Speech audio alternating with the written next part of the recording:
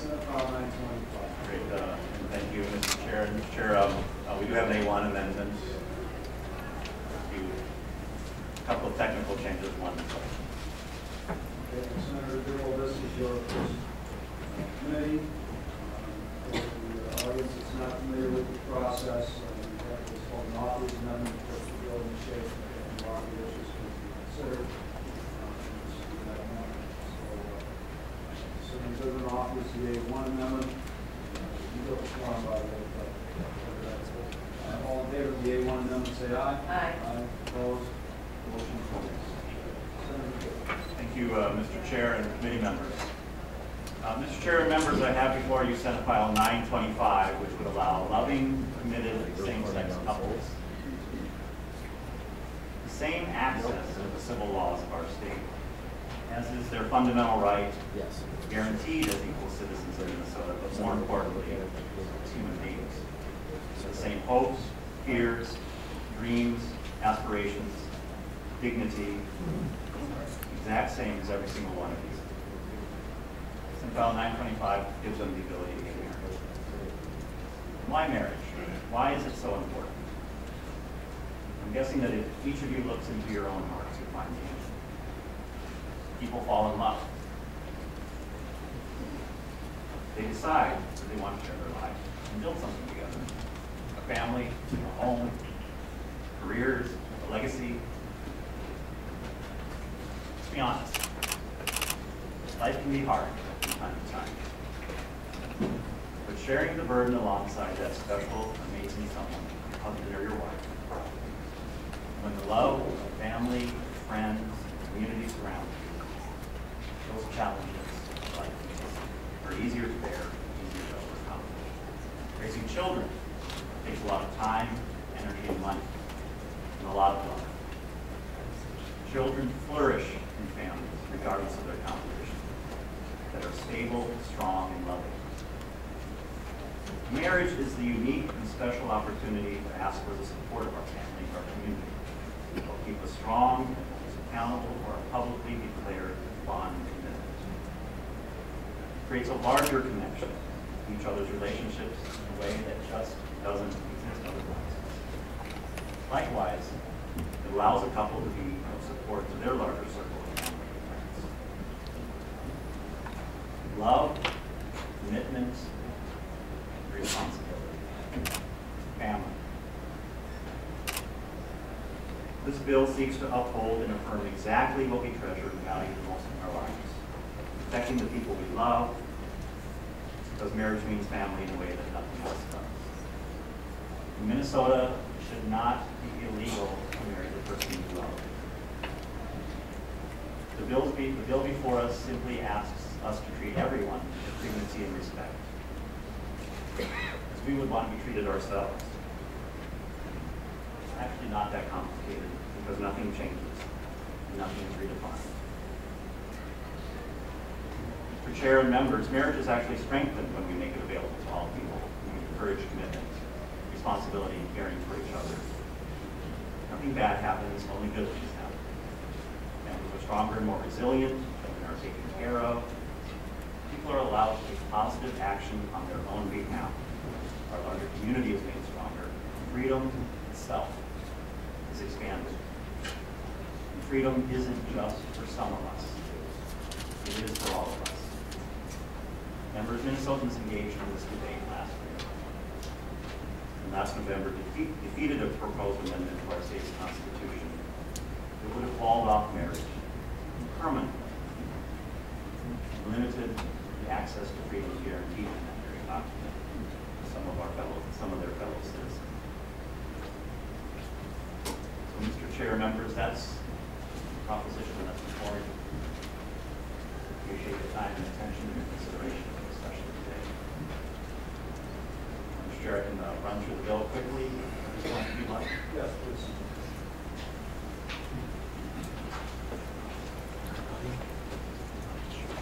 Turning your attention to the language of the bill itself, starting with Section 1.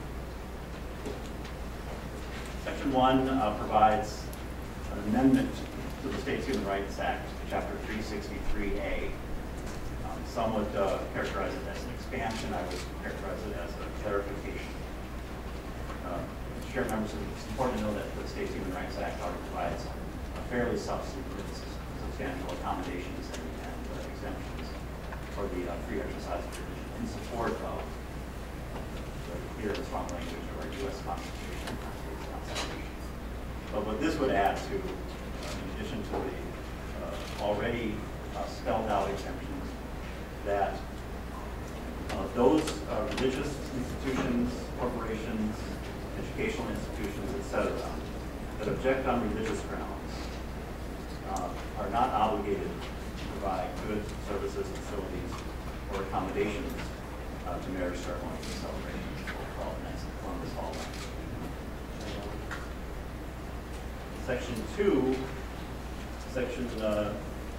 is where we start language of the marriage statutes themselves. And it simply provides clarification that marriage is available to two persons with all of the restrictions and conditions that are already contained within the marriage laws. Confirming that marriage is a civil contract, this is a civil matter, that's existing language, and just eliminating some of the restrictions and prohibitions around same-sex couples that we might have in Section 2 and Section 3. As well as Section 4. Section 5 is language that's included that again simply essentially restates language that we already find in our Constitution and the Human Rights Act and elsewhere. But it's put in there simply to make it crystal clear, communicate, so there can be no question or doubt that no religious organization, faith, tradition,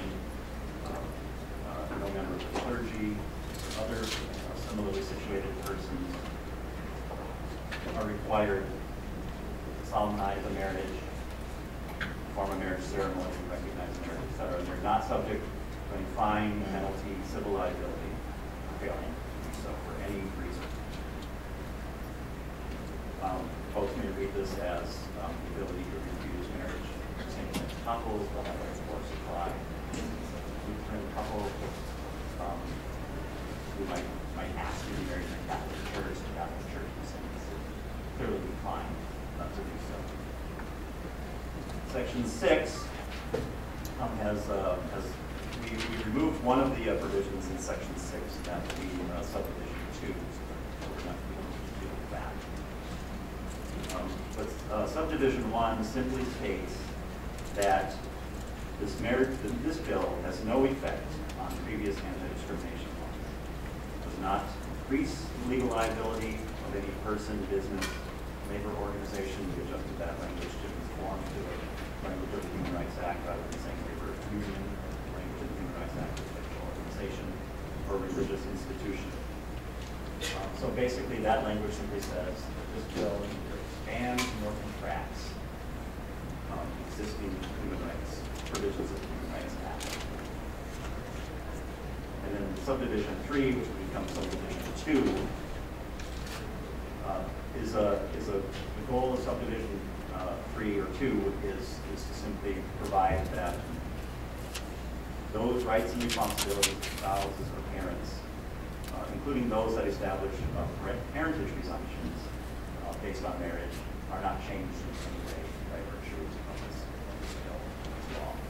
And then finally, Section 7 allows for those couples who have gotten married in Minnesota, but perhaps have moved to another state where they could not get married, come back to Minnesota for the purpose of getting divorced without first having to establish a 6-month residence.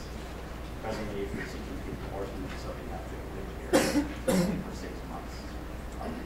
That potentially puts some individuals in fairly untenable circumstances if they've gotten married here, move away for whatever reason, seek divorce. It's not available to them in their state because their state doesn't recognize marriage in any way, shape, or form because they don't have access to the divorce laws of their state. They simply come back to Minnesota, seek their divorce, and then all of the existing laws and statutes around divorce that is the questions or See if there are any just technical questions about the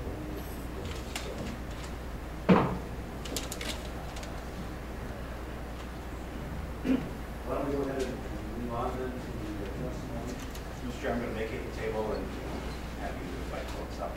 See over there. If that's agreeable. We will now move to the portion of the hearing where we will hear from the proponents. There will be 40 minutes set aside for this portion of the hearing. First testifier will be Elizabeth Painter.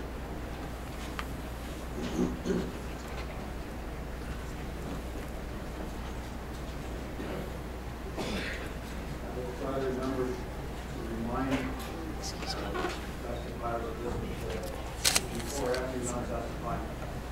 Please go ahead and sign the signing sheet over there. Just so you know who's looking at that, so you can be prepared. Marilyn Carlson Nelson, Dr. Paul Melker, be next, and then Marilyn Carlson Nelson. Mr. Chairman, thank you very much to you and the members of the committee for inviting me here to testify today. My name is Richard Painter. My wife and I and our 3 children moved here to Minnesota 6 years ago, so the 2 of us could teach at the University of Minnesota and enjoy living here. After I served for 2.5 years as the chief ethics lawyer and associate counsel for the president in the White House, President George W. Bush. I'm thrilled to live here in Minnesota, and I was thrilled just this last week to help found a new organization, Republicans United for Freedom, which is committed to fundamental principles of the Republican Party that have been articulated since the first Republican president, Abraham Lincoln, running through the last Republican vice president. And in the words of Richard Cheney, freedom means freedom for everyone. Republicans understand that some things are none of the government's business, and one of them is who you marry, who you love, and how you raise your family. And it's for this reason that I joined 130 other Republicans, including my former White House colleague, Margaret Hoover, and many others whom I worked with in the Bush administration, signing a brief that was filed in the United States Supreme Court a few weeks ago, urging the Supreme Court to confirm the freedom to marry for every American.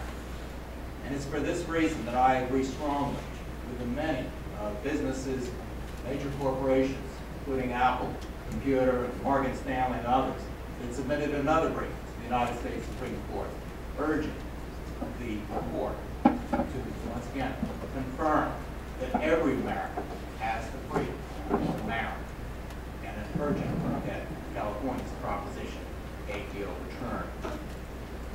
Many Republicans in this state and around the country are coming around to the view that individual liberty, fundamental principles of our party, is more important than getting mired in social issues such as marriage and the definition of marriage, which do not belong with government. They belong with our religious institutions and in our families and in our homes. Our government should allow individuals the freedom to love whom they choose and marry whom they choose. And for this reason, the Republicans United for Freedom group that I am starting just this last week, and many, many others around the country, will urge this body and legislatures throughout the United States to confirm the right to marry. I want to emphasize I'm a devout Christian. I was active in the White House Christian Fellowship when I was there in the Bush administration, and I feel very strongly that religious freedom means religious freedom for all, including myself, because I'm a member of a church that celebrates same-sex marriage. And I'm proud of it. And I'm also proud to be an American, I'm proud to be a Republican, and I'm proud to be a Minnesotan. Thank you very much for the opportunity to testify before you today.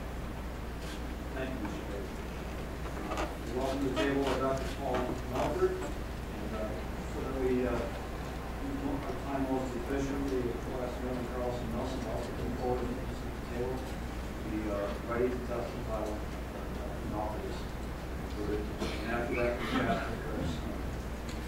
Dr. Nelson. Mr. Chair and members of the committee, thank you for allowing me to speak to you today on behalf of Senate File 925. My name is Paul Melkert. I'm a pediatrician, a father, and a member of the American Academy of Pediatrics, a national organization of more than 62,000 pediatricians committed to the attainment and optimal physical, mental, and social health and well-being of all children and young adults. The American Academy of Pediatrics supports marriage equality for all capable and consenting couples, including those who are the same gender, as a means of guaranteeing all federal and state rights and benefits to ensure the long-term security of their children. Freedom means freedom for everyone, equality means equality for everyone, and security should be secured for all children. Civil marriage should be a social institution that promotes healthy families, regardless of whether they're headed by same or opposite gender partners. It confers a powerful set of rights, benefits, and privileges that cannot be obtained by any other means. Denying marriage equality greatly threatens children's access to health insurance and to health care services. Recently, the board of the Minnesota chapter of the American Academy of Pediatrics unanimously voted to uphold the right of all children and families to the legal, financial, and psychosocial security that comes from having their parents legally recognized, those who are committed to each other and for the welfare of their children. Security comes through love and commitment, not through sexual orientation. All families benefit from the reassurance that comes from knowing that your family is safe, secure, and afforded equal protection under the law. There is broad consensus in all the major medical organizations, based on hundreds of papers and more than 30 years of research, that there is no relationship between the parents' sexual orientation and any measure of a child's emotional, psychosocial, or behavioral adjustment. Rather, children's optimal development seems to be influenced more by the nature of the relationships and the interactions within the family, rather than the particular structural form that it takes. This affects the more than 5,500 children that are currently being raised by same-gender parents in the state of Minnesota. No doubt, proponents of equality will bring up the Naris Family Structure paper that was published last year. This is the only paper the opposition will cite. It is the only paper published that is not in line with current professional consensus. When published, his flawed methodology was widely criticized, and the author himself has publicly acknowledged that his assumptions resulted in not examining children by two same-sex parents, and accordingly cannot speak to the impact of same-sex parenting on child outcomes. I have a need to know about his paper. I'd like to be handled, please.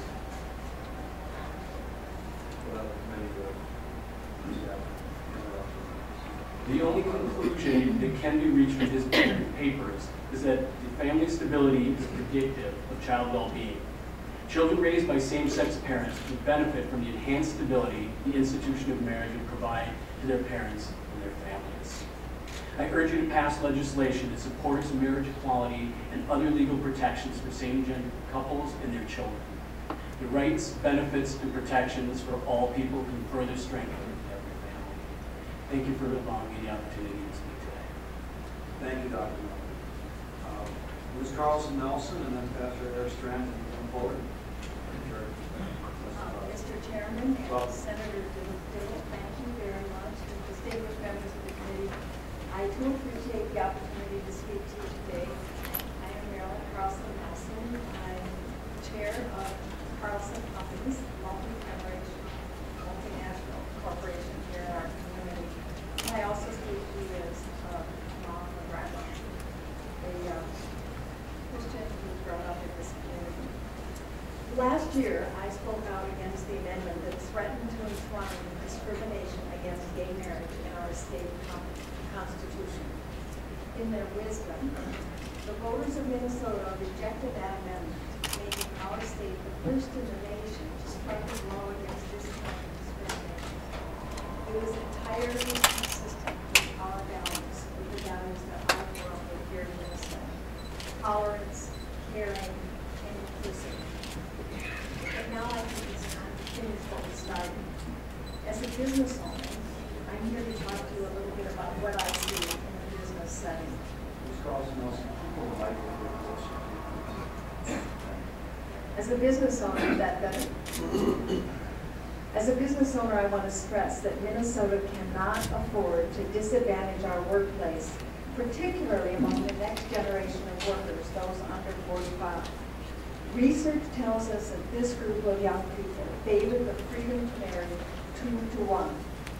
At a time when the state demographer warns that our annual labor force growth will drop to nearly zero in the next dozen years as baby boomers retire, we must aggressively recruit and retain these young workers. They are essential to infusing our state with energy, creativity, and innovation. And they are not attracted to discriminatory environments in which to live and work. There's one reason why so many of our Minnesota companies have been speaking out on gay equality for some time now. Hundreds of businesses across our state, including a majority of the state's Fortune 500 companies, grant partner health benefits.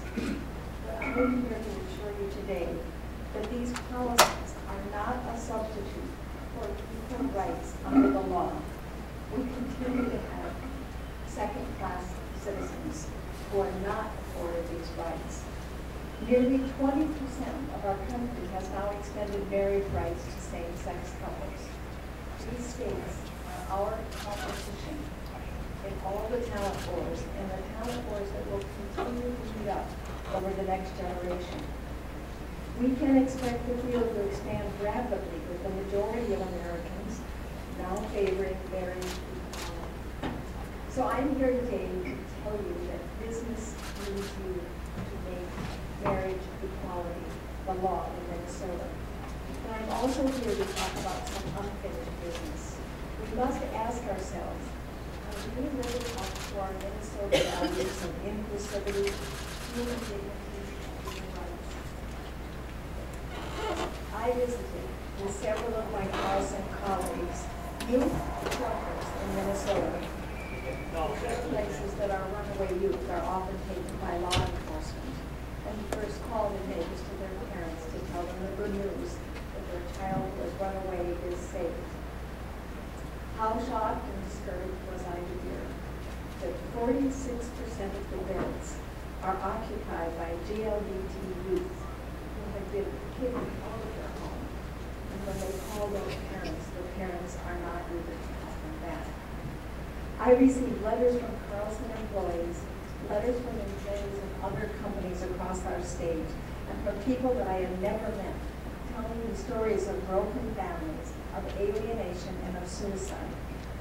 Grateful that I had given voice to their pain and yearnings for the same freedoms that other Americans are doing. And I reflect so often on the words of Hubert Humphrey. Freedom, he said, does not fall freely like rain.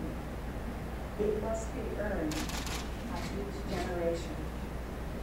Today it's our turn to earn our freedom by not withholding it from others.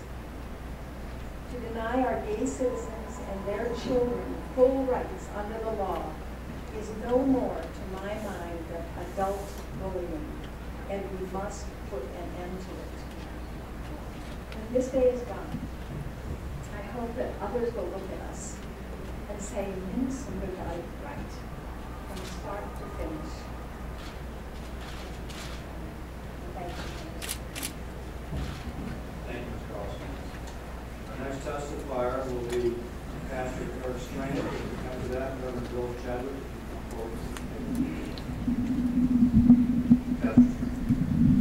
Mr. Chair and members of the committee, thank you for allowing me to testify in favor of this bill this afternoon. My name is Pastor Eric Strand, and I live in Edina, Minnesota, and have been a pastor in Edina Community Lutheran Church for almost 24 years. I come here today as a pastor and as a citizen, and also as a husband and father and grandfather. I come here to encourage you to vote yes to ensure that same-gendered couples have the same opportunity to marry as Minnesota straight couples.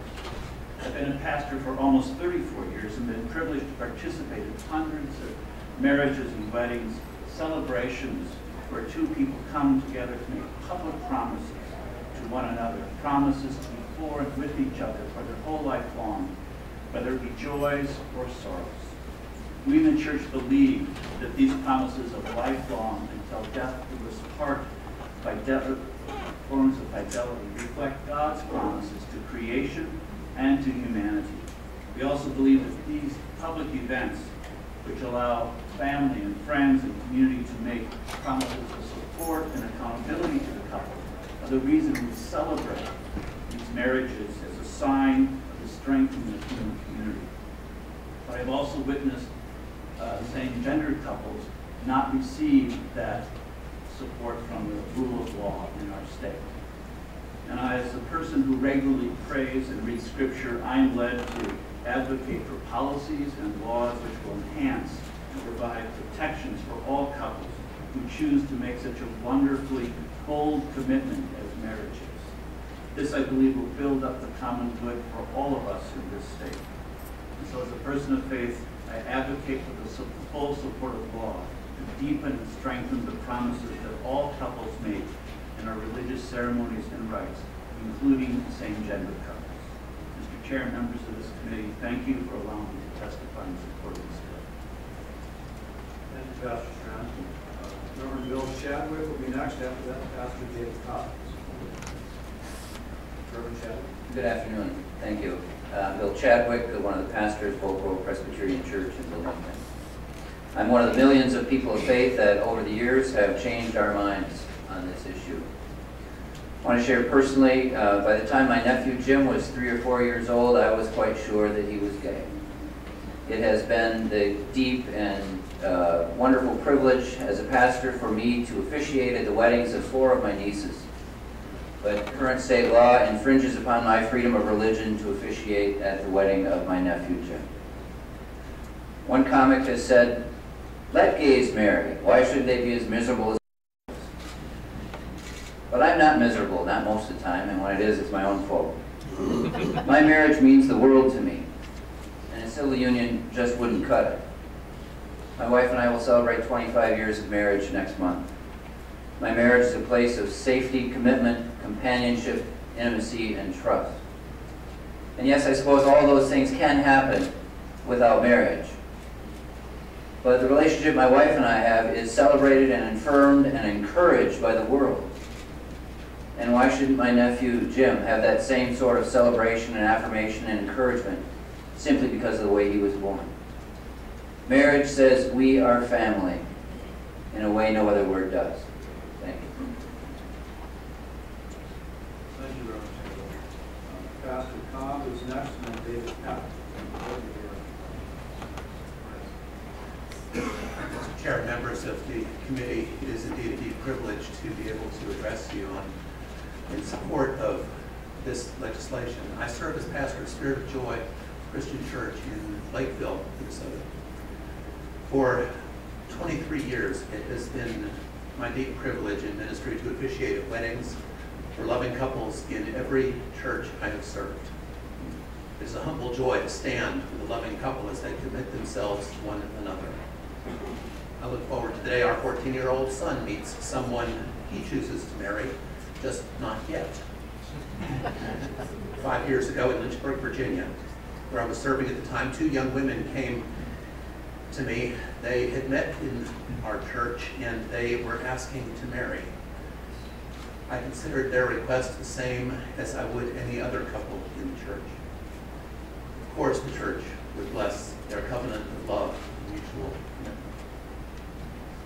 In our months of premarital counseling, I saw firsthand just how much pain we inflict on a minority of loving families when we deny them the privileges we gladly grant to others. I realized just how many privileges my wife Katie and I enjoy simply because we are married. For 23 years, we have shared the good, hard work of life together, for better, for worse, in sickness and in health.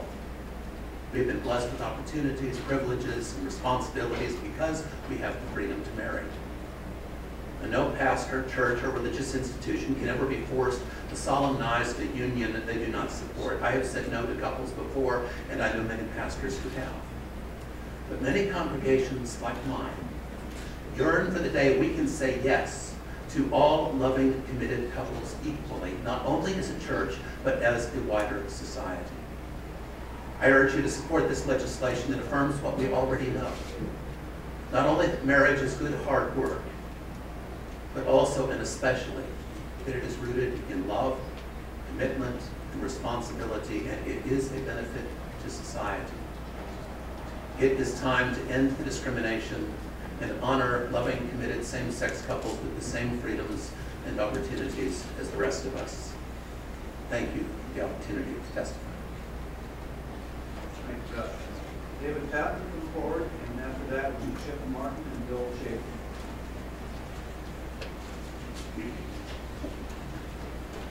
Mr. Chairman, members of the committee, thank you for the opportunity to be here today. I'm David Patton, and I speak in support. I was here 2 years ago, and I'm back to remind you what I said then. For those of you that are worried about the children raised by gay parents, I'm here to tell you we're doing fine. We're okay. George and my dad have been together for over 30 years. They both had a hand in raising me. They taught me to watch out for others and to be kind. And you would be amazed what gay dads can teach you about how to impress women. They taught me that the most important thing is creating memories with the people you love. We go to the theater or play games. We go on vacations. We eat frog legs and snails and sharks and all that grody stuff that little boys love. They invested their time and their love in us kids and gave us everything a parent should. That's what I want from my son. A whole belly full of happy memories with his family. But as a kid, I never knew that George was my family. Back then, nobody ever told me that. See, in society's eyes, when two people marry, a new family is created. My dad and George were never married, so our family didn't count. Today, my son calls George granddad because we are family. And I worry about the children in Minnesota who are out there today wondering if their family is a real family. And I worry about my son Anderson. My heart aches to think that he's going to grow up, he's going to fall in love, and then somebody's going to tell him that his love and his family don't count. Pass this bill. Please, protect our children. Thank you. Thank you, Mr. Patton. Chip Martin and Bill Chapin, and after that will be Kate Wolf and Marianne Christensen. Identify yourself for the record. Be sure to sign. Mr. Chairman and members of the committee, my name is Dr. Chip Martin, and this is my partner, Bill Chapin. We live in St. Cloud, Minnesota, and I want to thank all of you for allowing us to come here to the Capitol today to speak on behalf of this bill. Bill and I have been in a loving and committed relationship for the last 8 years. 4 years ago, we adopted our daughter, Olivia, and 2 years later, Landon came along. The adoption process was initially fearful. We were unsure of the reaction to expect from our friends, family, and community members. Fortunately, as we began to let people know of our intention to adopt, support gathered behind us. We're continually amazed with the ease of how well we fit into virtually every aspect of our child's life. Our preschool, neighborhood, even our church. We feel the incredible support from so many friends and family and community members. There are many different types of normal families with parents who may be biological, adoptive, step, foster, grandparents, and other configurations that make up the adults in many thriving families. We are a family just like any other family, and no family is less deserving or less worthy than another. We're simply two adoptive parents in a suburban neighborhood surrounded by liberals and conservatives who support us and our family. We're here today because our children deserve to have the same stability that marriage brings to all other families with legally married parents in their communities. I would very much one day like to answer Olivia's question differently. When she asked me, Daddy Chip, are you and Daddy Bill married? No, Olivia. Some people don't want us to get married. They don't understand that we're a family. They don't think that Daddy Chip and I love each other. I cannot wait for the day that I can respond with something more like this. We're planning on getting married real soon, just like Uncle Brandon and Auntie Erica did. In Olivia's eyes, we are just like all the other families she knows, and she just can't quite understand why we don't have the same rights as everyone else around her and in her life. Olivia's mom sees her about once a month. Landon's mom wants nothing to do with him. We're happy to be their parents.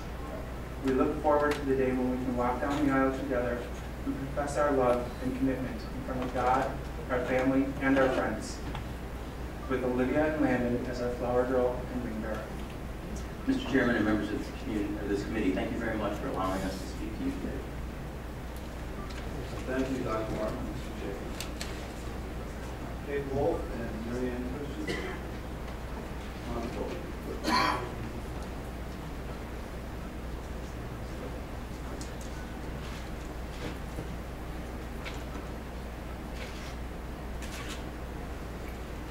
Welcome to the committee. Please make sure to identify your name and sign your name. Thank you, Mr. Chair and members of the committee. My name is Kate Wolf, and I'm here to speak in support of Senate File 925. To my right is my wife and partner of 32 years, Mary Ann Christensen. When I met Mary Ann in 1980, I knew that she was the one. There was no doubt in my mind that she was the person I was meant to spend the rest of my life with. We shared the same traditional ideas that marriage was about love, caring, and commitment to one person for life. Without the legal ability to marry, we exchanged rings and committed privately to each other. In 2000, Vermont became the first state to permit civil unions between same-sex couples. We were joined in civil union on our 20th anniversary.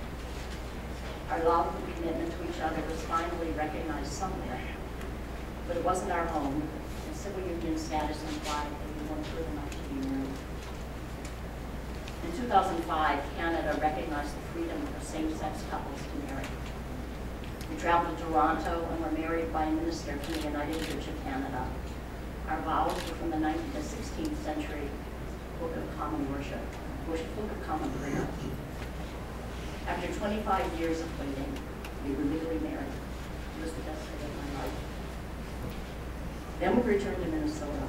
We were hit with the reality that our marriage was no longer recognized, and we were processed separately at customs. Now, when we are asked our marital status in official forms, we don't know what to say. Some places consider us married, other places consider us strangers. When we travel, we carry copies of our marriage certificate, our living wills, and our power of attorney forms. As we grow older, we worry about what will happen if one of us is hospitalized. Will we be able to see each other or make important medical decisions? Marriage is important. It provides stability in our communities. It sets an example of long-term, faithful commitment. It allows a couple to care for and protect each other and their families. And it helps couples honor their commitment until death. Recognizing our marriage and allowing other couples like us to marry doesn't redefine marriage. It honors the tradition of marriage. I ask you to please support Senate File 925. Ms. Christensen, did you wish to add anything? I'm just back up. Thank you. Thank you. Next, we will have Phil and Randy Rayton, and after that, Tom Warren.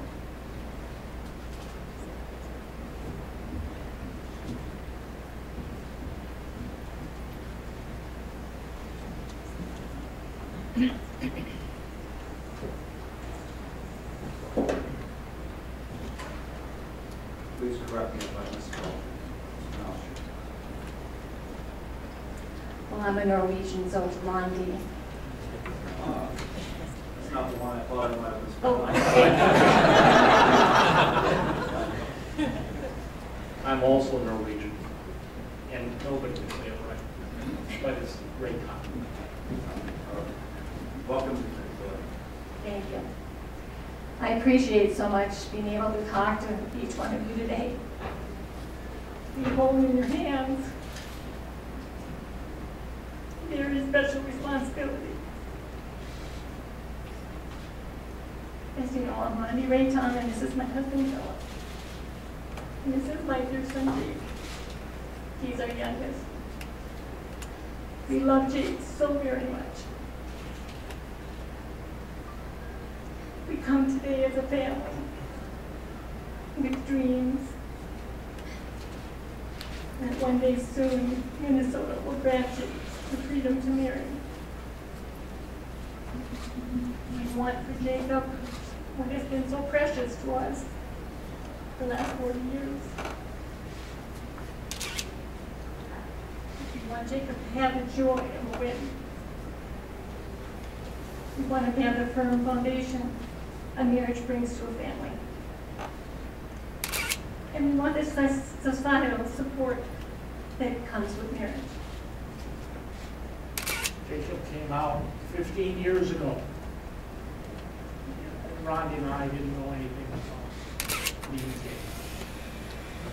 We didn't know what that meant. We didn't have any gay friends. We simply didn't understand. We certainly didn't realize the discrimination that followed. Jacob was patient with us. He let us.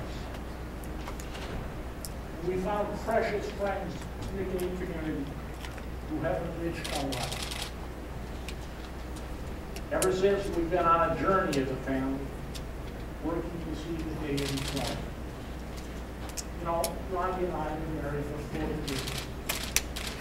My parents have been married for 70 years. Each of my children, except Jake, have gotten married. We long to rejoice on Jacob's wedding day. He'll be surrounded by each of his siblings. He'll be surrounded by his entire family and all of his friends. His parents will be in the front pew. As my dad was saying, over the past few years, I've stood by the side of each of my 3 siblings as they married the ones they loved. The locations of their nuptials were scenic and special. My eldest brother, Ben, on the sands of a beach in San Diego. My other brother, Josh, in the quaint backyard of the St. Paul College Club. And my sister, Britta, on the beautiful Mississippi River at the Nicollet Island Pavilion. During each ceremony, I wiped away tears as my siblings exchanged vows and forged new families with their beloveds. And after each ceremony, I took pen to paper and signed marriage licenses for each couple. By doing so, I made official in the eyes of the government what was already official in the hearts of the newlyweds. As a gay man, I should have the same opportunity to marry as my 3 siblings. My desire to love is no less valid and no less worthy of recognition by our state than theirs. My ability to enjoy the rights and responsibilities of marriage is in your hands.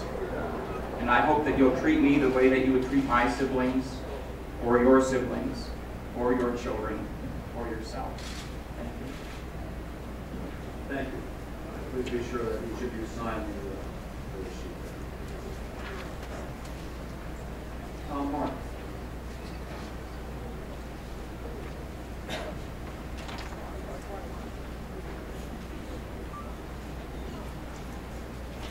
Thank you, Mr. Chairman, members of the committee. I appreciate the opportunity to be with you today.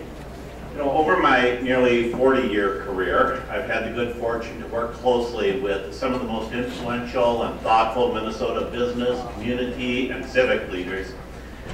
And while they differ in many ways, they all agree on 2 essential keys to the success of Minnesota. First, Minnesota's greatest asset is our workforce. We have a population of well-educated, innovative, and productive people. And second, the growth in our working-age population will remain flat for years to come. Economic growth depends on attracting and retaining the best and brightest workers. Over the years, we've fared well in this competition for talent. Young, educated professionals from around the country have migrated to Minnesota because of the many assets we offer, including our major league sports, outdoor recreation, and arts communities.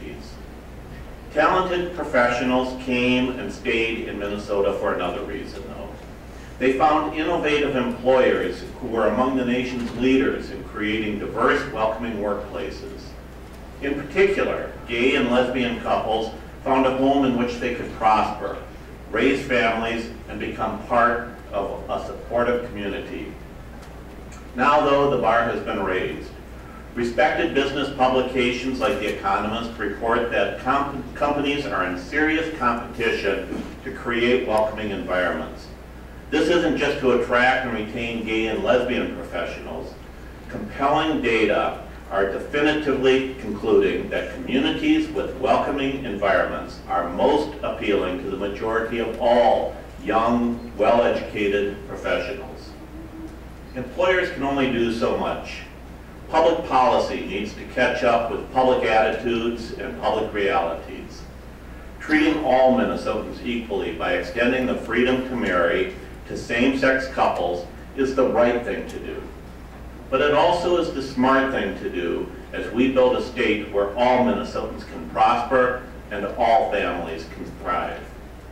The legislation being considered today will help do just that, and I urge you to support it. Thank you very much. Thank you, Mr. Moore. That concludes our portion of testimony from the proponents. We now have testimony from the opponents of the proposed legislation. And we will start with Catherine Kirsten, and following Ms. Kirsten will be Robert Oscar Lopez. So if you both please come on forward to the testifying table.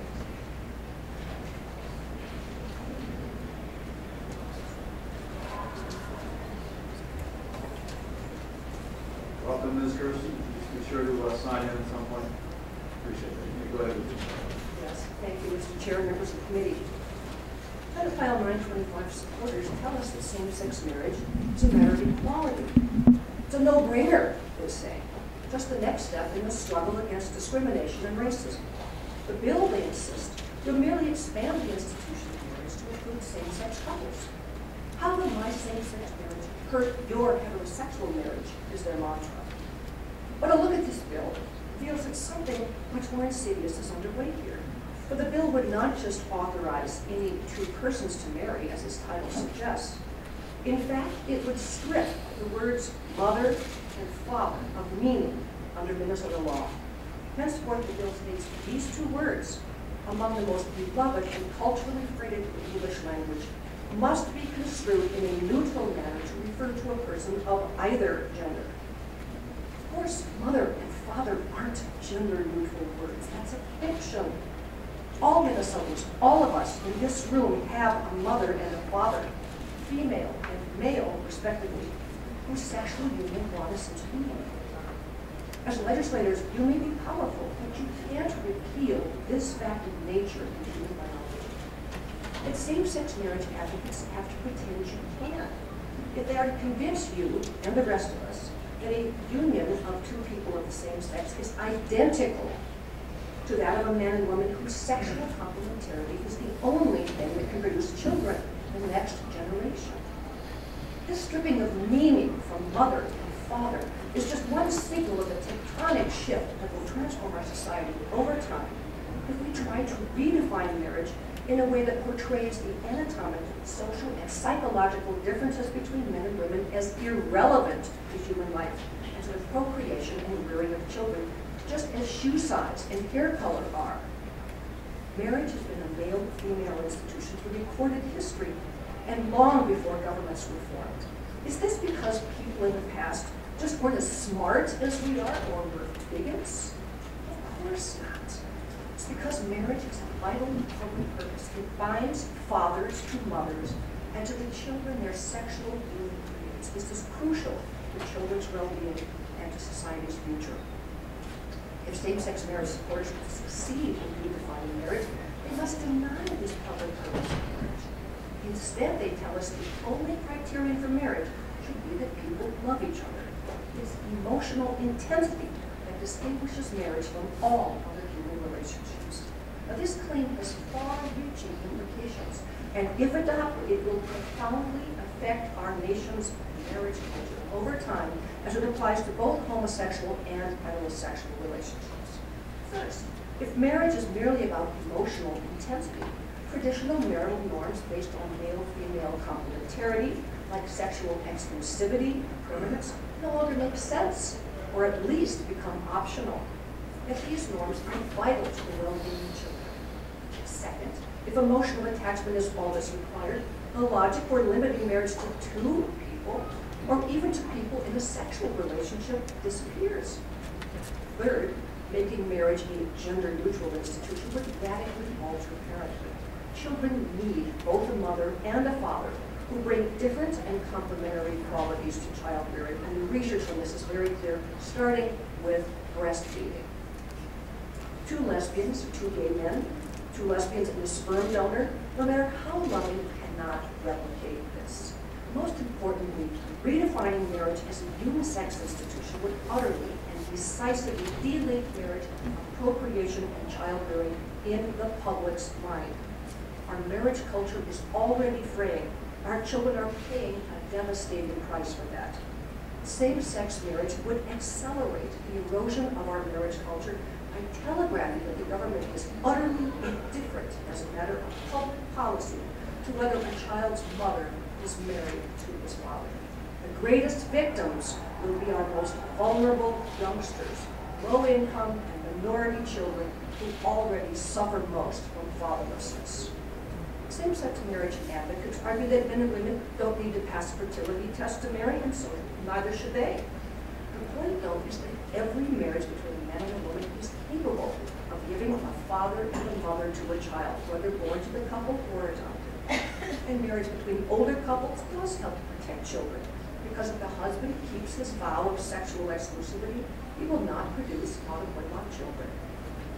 Same-sex marriage supporters compare laws confining marriage to male-female couples to laws banning interracial marriage in the Jim Crow South. But this analogy is woefully false. Race is irrelevant to marriage. Laws against interracial marriage kept men and women apart, frustrating the core purpose of marriage. But male-female sexual complementarity is central to marriage, whose positive public purpose is to direct male-female erotic desire into a socially fruitful channel. I began by saying that Senate File 925 would require Minnesotans to accept a fiction that henceforth mother and father will be gender-neutral words under Minnesota law. The bill contains another fiction. It states that henceforth the lesbian partner of a woman who gives birth to a child in a same-sex marriage will be presumed by law to be the father of that child.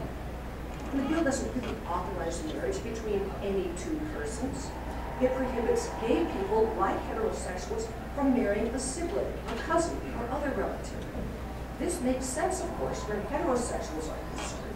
It guards against the danger of genetic defects in children born to a couple who are related. But there's no logical reason for this prohibition when it comes to gay people. In fact, a gay person might well demand of you, how will my marriage with my cousin harm anyone else's marriage? Who are you to say I can't marry the person I love? And you will have no logical answer. The reason Senate File 925 includes these prohibitions is that this bill is an attempt to graft an unprecedented new sort of human relationship, same-sex marriage, onto heterosexual marriage on grounds that the two are identical. But the logical incoherence of provisions like this make clear that these relationships are, in fact, very different. Minnesotans have a right to live and to love exactly as they please, but they don't have a right to redefine marriage, our most fundamental social institution, for everyone else. Thank you, Mr. Lopez is next, and after that, Ken Connell. Mr. Lopez, welcome. Chairman, members of the committee, thank you very much. I am Robert Oscar Lopez. I'm bisexual. I have spent 40 years mulling over the questions that are posed by same-sex marriage because I've spent 40 years in the LGBT community, even though I'm only 42. So I think I'm the gayest person in the room. My mother was a lesbian, and she raised me from the age of 2 with the help of her female partner. And I'm very proud of the time that I've spent in the gay community. I continue to be part of it. I'm very proud of being bisexual. But the push towards same-sex marriage has me worried, and I want to explain some of my worries about what I've seen over the last 10 years of this almost monomaniacal shift among leaders in the LGBT community towards focusing a lot of their resources and advocacy onto marriage. I love both of my mother figures with all my heart, but I have to be honest, it hurt me a great deal not to have a father figure in the home. And after having a long life to reflect upon that, I have to conclude that you cannot replace a mother with a father. You can't replace a father with a mother. And so it's difficult for me. I'm placed in a conflict of conscience because as the son of a lesbian who spent a long time in a love relationship with a woman, I know that some kind of legal protection would have helped women like my mother. But at the same time, I also was the child who had to deal with all of the fissures and all of the tensions that resulted from missing one biological parent. While I cannot speak for all children of same-sex couples, I cannot even speak for the 6 children that were raised in my mother and her partner's arrangement, I do speak for many people. Since I went public in August with my critiques of the same-sex parenting movement, I've received letters from around the globe from people asking me to speak for them because they're wary of publicly identifying LGBT parents who are still alive. Since my mother passed on 23 years ago, I have more leeway. Like many people who have written to me, I do not consider LGBT parents bad parents. I think they can be just as good parents as anyone else. They're capable of love and being responsible guardians. And I acknowledge that a parental death, a divorce, or an adoption, some situation outside of people's control may result in a same-sex couple raising a child with my blessing. I support gay foster care, for instance. But like many people who have contacted me, I consider it wrong to pre-arrange a same-sex parenting household in order to satisfy gay adults' desire to experience parenting. It bothers me to see that trend. Having been in the LGBT community for 40 years and having devoted most of my scholarly life to learning about sexual and family wars over history, focusing especially on the early American Republic, but really going all the way back to antiquity, I take a long and global perspective on same-sex parenting. I've been fortunate to have time, access to research, and emotional distance, more so than most people.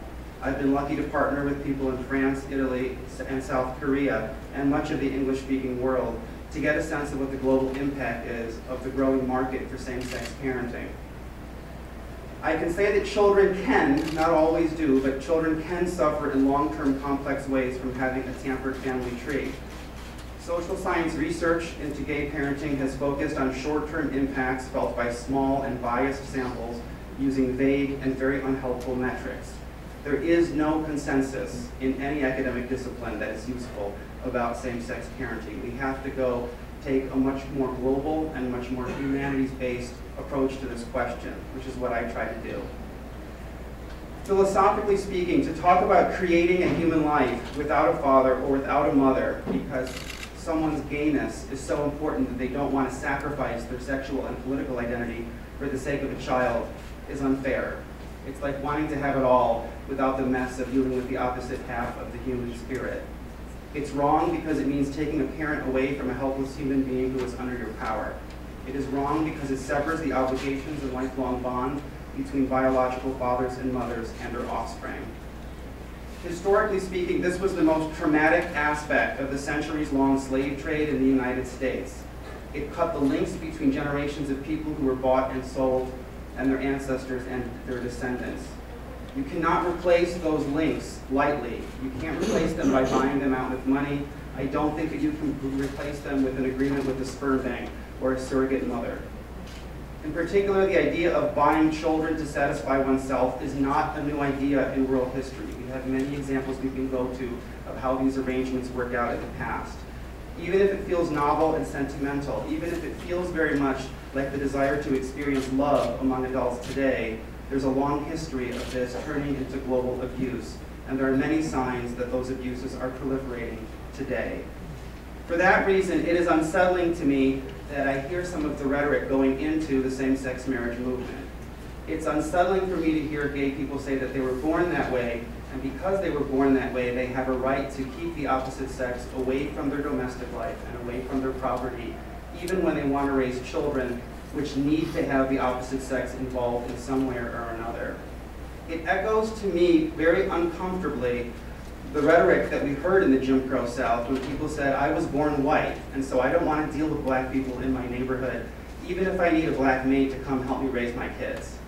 There's a certain sort of scientific eugenics, segregation rhetoric underlying what seems to be a call for equality and freedom that bothers me. And that's one of the reasons that I changed my mind about same-sex marriage. I was wholly for it for many, many years, but as I heard more and more rhetoric about a gay birthright, entitling gay people to acquire children without an opposite-sex partner in the picture, I became increasingly uncomfortable, and I had to back away from it. I know that I'm stuck in my position in between two very entrenched camps. On the one hand, there seems to be one party in the United States that's very preoccupied with religious sort of injunctions against homosexual acts. I'm not part of that camp. On the other side, we have a well-organized LGBT lobby that feels that through activism they have earned property rights over children, and I'm uncomfortable with the neoliberal assumptions on that side, so I'm stuck in the middle. The only solution that I can provide in order to try to put forward the debate and to foster discussion of the issues that have gone really unanswered and unexamined this far is to try to found something new with Doug Mainwaring, who you will be hearing from a little bit later today. We have founded a site for ethical family alternatives, which we're launching to try to bring in LGBT voices from the left and from the right. There are many people who object to same-sex marriage on the gay left. There are some on the gay right who object to it, and we haven't heard from them.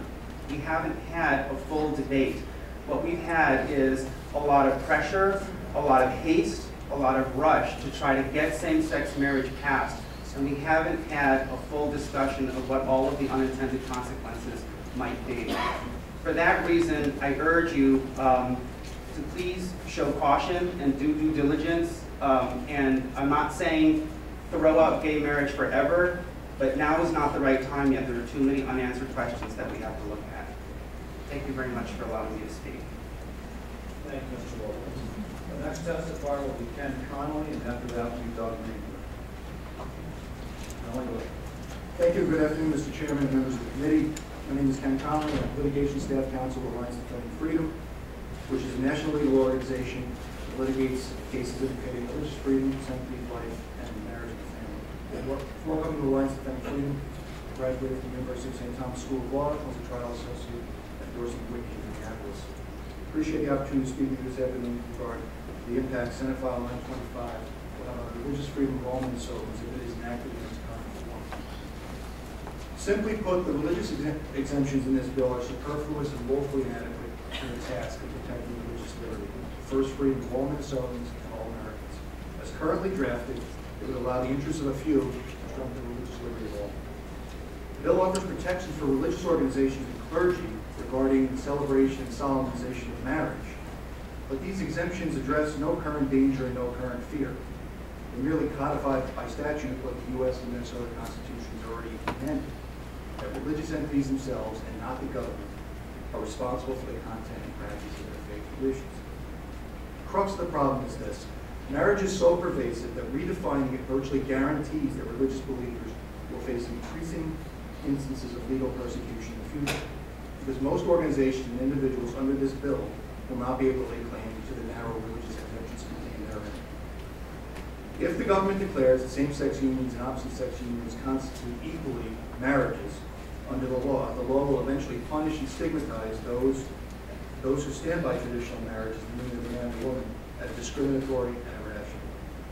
This is why robust conscience protections are absolutely necessary. Without them, religious liberty becomes a casualty of same-sex marriage.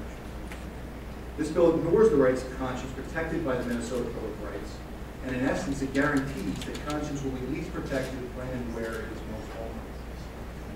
It must be remembered that the First Amendment applies to all Americans, not just clergy. It applies to individuals and businesses alike, whether they're engaged in profit activities or not. No one forfeits his or her First Amendment rights when they enter the marketplace. Despite this fact, this bill presents individuals and organizations with an impossible options choice. Either reject your faith in your God and bow to the new orthodoxy stemming from the acceptance of same-sex marriage, or keep your faith, honor your God, but accept the financial loss, reputational harm, and business damage that is sure to follow. This is no choice at all. Religious freedom means more than attending a church, synagogue, or a mosque on a given day of the week. It means the freedom to live out one's beliefs in the public square, according to the dictates of one's conscience. This bill actively prevents that as written. At the same time, this bill eagerly provides new rights for same-sex couples. It leads religious believers to vindicate their First Amendment rights through costly legal battles.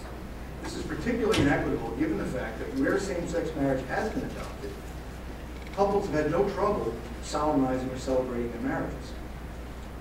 By my reading of the bill, and this is not an exhaustive list, the following organizations and individuals are without adequate state protections. Quasi-religious entities such as the Knights of Columbus, Catholic Charities, and religiously affiliated hospitals, government officials including judges, clerks, registrars, and any others who do not act in a religious capacity but may be authorized to solemnize or facilitate marriages. Private colleges and universities, licensed psychologists and counselors, daycare centers, retreat centers, summer family camps, and perhaps the bleakest circumstances, private businesses and business owners who qualify as public accommodations under the Minnesota Human Rights Act, especially those specializing in marriage-related activities, such as bed and breakfast owners, wedding venue owners, bakeries, photographers, caterers, DJs, hairdressers, the list could go on and on. This may seem like an exaggeration on my part, but it's not. Many examples show that where the state seeks to establish same-sex marriage or treats the eradication of sexual orientation discrimination as a compelling state interest, religious believers face persecution. I'll give you just but a few examples. A photographer in New Mexico was asked to photograph a same-sex commitment ceremony. She respectfully declined because she could not use her expressive skills to promote a marriage that was not legally defined. Although the plaintiff subsequently found another photographer to photograph her wedding at less cost, the plaintiff sued our client, Elaine Dugan, under the New Mexico Human Rights Act. The Mexico courts awarded the plaintiffs nearly $7,000 in attorney's fees in that case, which has been going on for over 6 years now. A case which I just flew in from Santa Fe last night for the New Mexico Supreme Court. So for approximately 25% of this young woman's life, she has fought a legal battle because of the exercise of her conscience. Another example. This is not tolerance, by the way. This is discrimination. Marsha Walden, a counselor from Georgia, was asked to counsel a woman and her same-sex partner who were having relationship troubles. Because of her deeply religious beliefs surrounding marriage, she respectfully declined and referred the couple to another counselor who was able to take up the counseling within 10 minutes. That counselor was eventually commended for her exemplary help. Notwithstanding this fact, a complaint was filed against Ms. Walden for discrimination, ultimately leading to her termination from employment. Again, this cannot be called tolerance. This is religious discrimination. As far as public employees, laws redefining marriage to force public servants with sincere religious convictions about marriage to resign from their positions. In New York, at least 2 municipal clerks suffered this fate. Similarly, in Canada and Saskatchewan, courts refused to safeguard the conscience rights of marriage commissioners, despite the fact that the province had more than 370 marriage commissioners, most of whom did not object to presiding over same-sex ceremony. My last example is Catholic Charities. Laws redefining marriage have caused that agency to shutter its foster care and adoptive ministries because they could not, under Catholic doctrine, place children with same-sex couples. Immediately following the redefinition of marriage in Washington, D.C., even though many other foster care and adoption facilities were able and willing to place children with same-sex couples, Catholic Charities was compelled to cease this invaluable public service. The agency suffered a similar fate in Illinois and Massachusetts. Senate File 925 purports to protect agencies like Catholic Charities, but once again the protections prove illusory. They only get state funds or contracts if they are willing to renounce their religious beliefs. It's obvious that this is no protection at all. It is a take it or leave it proposition, one that sacrifices the most vulnerable of children for the opportunity to make a symbolic statement on behalf of an interest group. In conclusion, the Sixth Circuit recently held that a university cannot compel a student to alter or violate their belief system. In so doing, it declared that tolerance is a two-way street. Laws which redefine marriage in practice demand obedience. They do not foster tolerance. The narrowness of the religious protections in this bill suggests a fundamentally unserious attitude toward religious liberty. Freedom of religion is given explicit protection in the United States and Minnesota constitutions, and this bill should be overhauled to recognize that fact. What is needed now is real leadership on this issue, leadership that will demand protections all Minnesotans deserve as a right.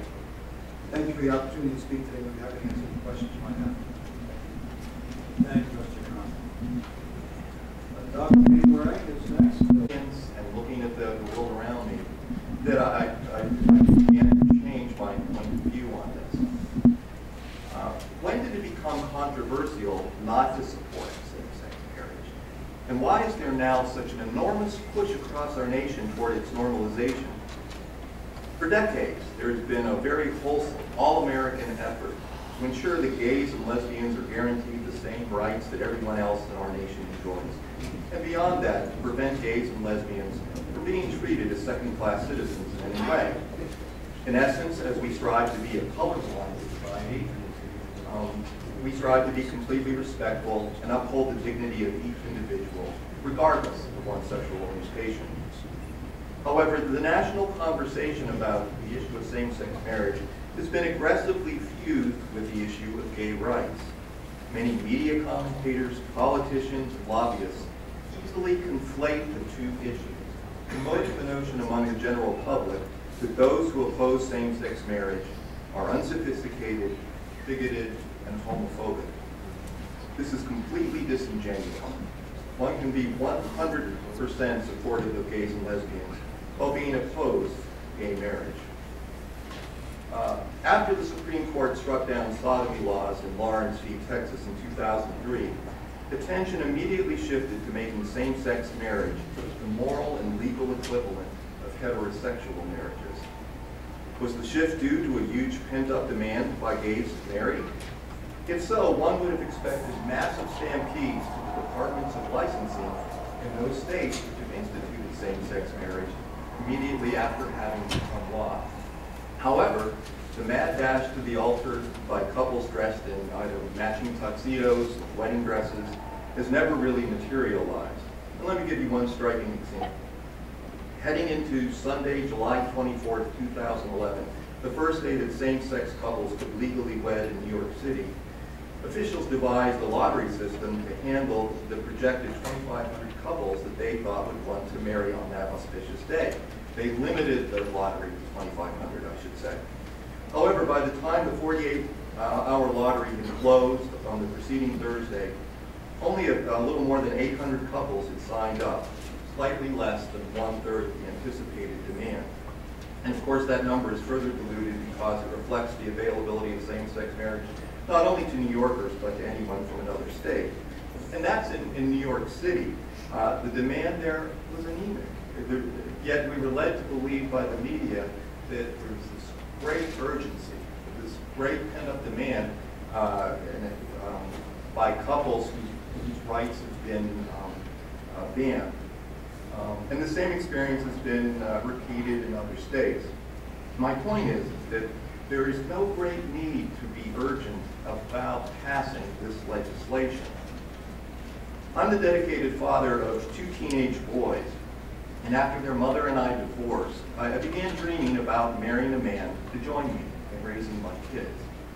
But it slowly dawned on me that even if I found another guy who was as dedicated to my kids as I am, in fact, if I could find somebody who was the carbon copy of me, my exact double, there would still be a gaping hole that existed in that household and in my kids' lives. 2 men or 2 women in a relationship can be a very wonderful thing, but it is not exactly the same as a man and a woman forming a household together.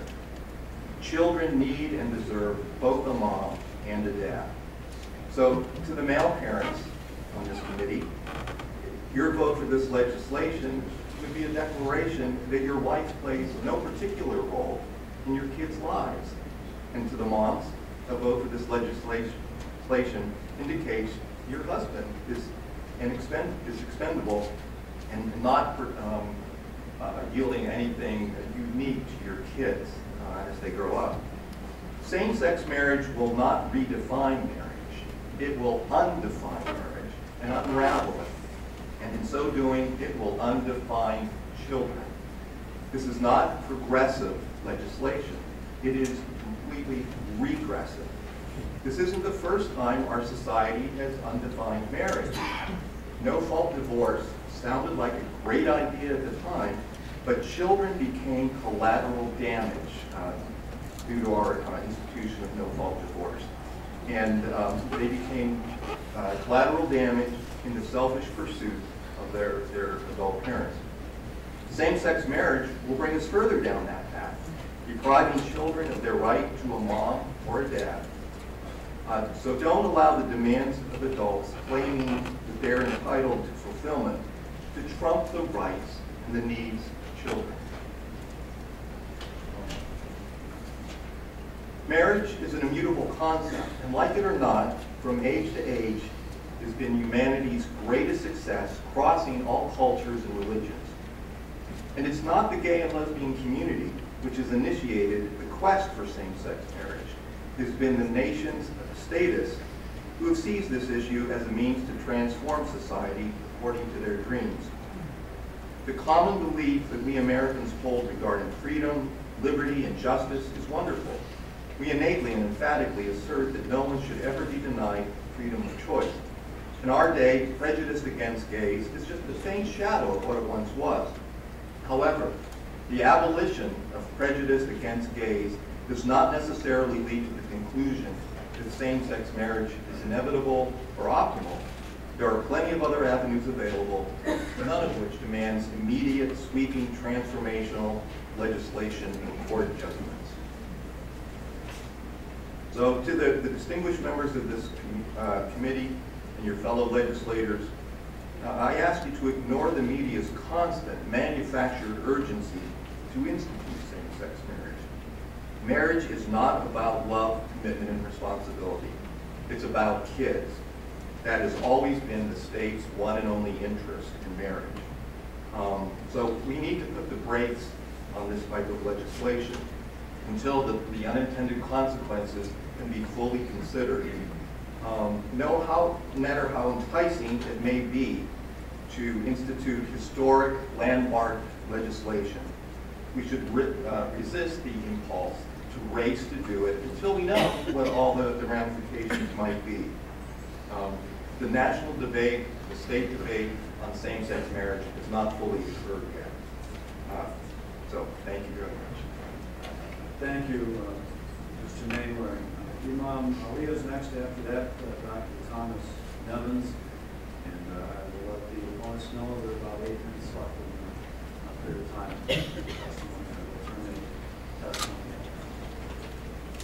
Imam Ali, welcome. Mr. Chairman and member of the committee, thank you very much for allowing me to be here today and talk about this beautiful issue. My name is Abdighani Ali. I'm an imam of Shafi Mosque in a Sierra Riverside in West Bank neighborhood, and I'm also one of the Somali American community leaders. It's really a great honor and privilege to appear here before you, and as I mentioned, to talk about this issue. As the leader of the Shafi Mosque and community leader, I am here today to reaffirm the importance of marriage, which we Muslims believe as being a sacred union between a man and a woman. The foundation of a family unit that raises and cherishes children. As a God Almighty, all-knowing God said, or commanded us, since man was created first. Marriage and the family are institutions that must be promised and defended from every possible misrepresentation of their true nature. In the Holy Quran, God says, "Is He Allah who has created man from water, then has He established the relationship of lineage and marriage?" Not only the Holy Quran, but I read in the morning the Bible, Christian Bible, and the Christian Bible mentioned same statement that Holy Quran mentioned. So government did not create the marriage, God did it. Therefore, it is not up to government to redefine the marriage. As God's people, we are here to remind our elected representatives that they need to also represent us. We did not send them to a position of leadership to redefine the institution of marriage. Legalized gay marriage will impact men and women of faith to practice their faith in the public square, outside of the four walls of their mosque or church. It sends a message to people of faith that their belief will not be tolerated, that they must accept the state's new definition of marriage without question. Some people may say this is a civil rights issue. No, it's not. This is not about the civil rights of minority group. This is about redefining marriage so that the children are not part of the definition. Let us not legalize what the God says no. Thank you very much for your allowing me to be here. Thank you very much. Thank you. Dr. Thomas Nevin. Good afternoon.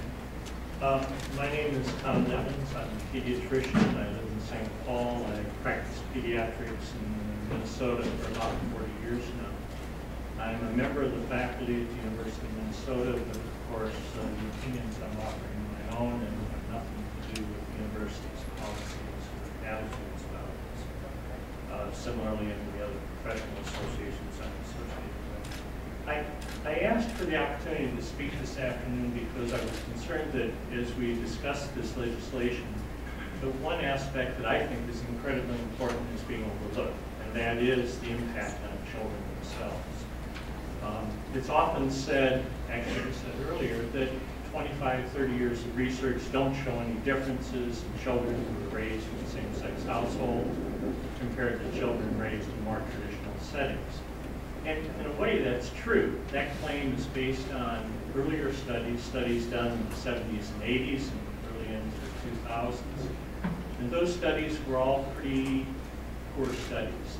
They used very small samples. You couldn't tell the difference because the number of subjects was so small.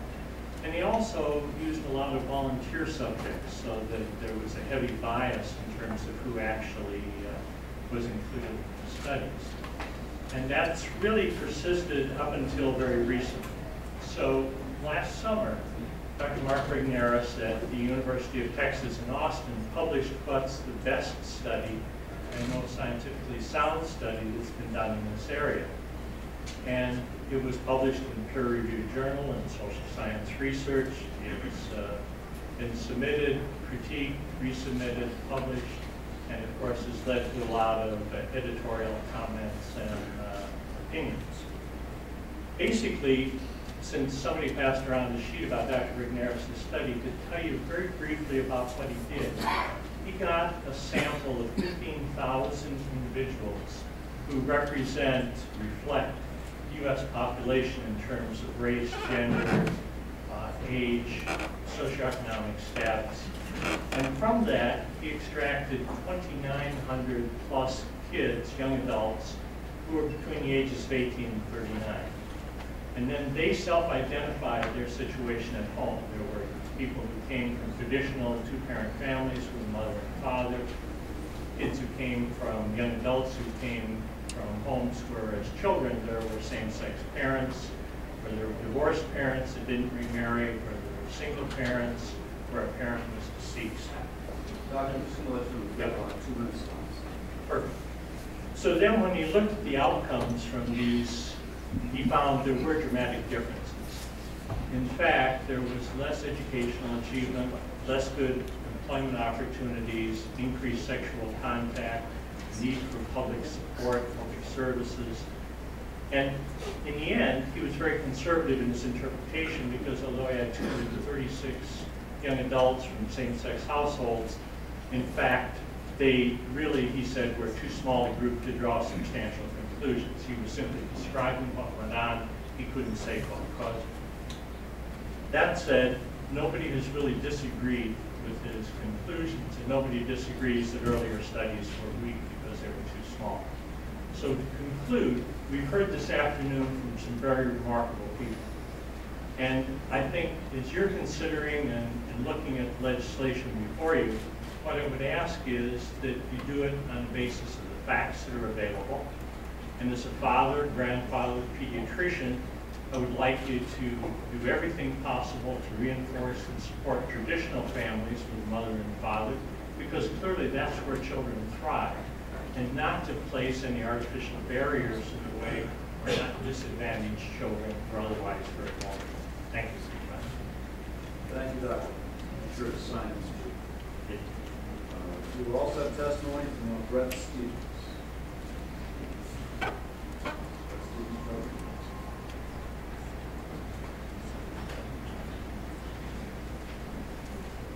Okay, and we will move on to 16 minutes for additional testimony from members of the audience. We will have 4 minutes each for proponents and opponents. If any general members of the audience that wish to be heard on the subject. So, maybe you have 2 minutes each. I'm Brett Stevens. I didn't know I was going to be called. I will speak. If you'd like to testify, come forward then, sir. And you will have 2 minutes. And just let us know, just so we can keep track here. Sorry, I didn't know I was going to be speaking. I'm kind of in the middle of this situation. My name is Brett Stevens, and while I'm a columnist at Lavender Magazine, I'm testifying solely as a private citizen. My partner Randy and I have been together for 15 years, and we believe our relationship deserves recognition by the state of Minnesota. There are thousands of same-sex couples like us throughout the state, and the time has come for our state government to respect our lives and relationships. Let me explain what I mean. We organize and order our lives together just like straight married couples do. We plan our retirement, we take care of each other. If one goes to school, the other works more. If one of us stays home to take care of our children, the other may pick up another job to make ends meet. As a result, our financial lives are intertwined and our plans are joint. We need the state to recognize these realities. It is because this issue is so important and so compelling we cannot wait and see if same-sex marriage will pass. The Minnesota poll that came out last week showed 53% of the public doesn't support same-sex marriage. Speaker Thiessen and Majority Leader Bach both repeatedly said they doubt it can pass.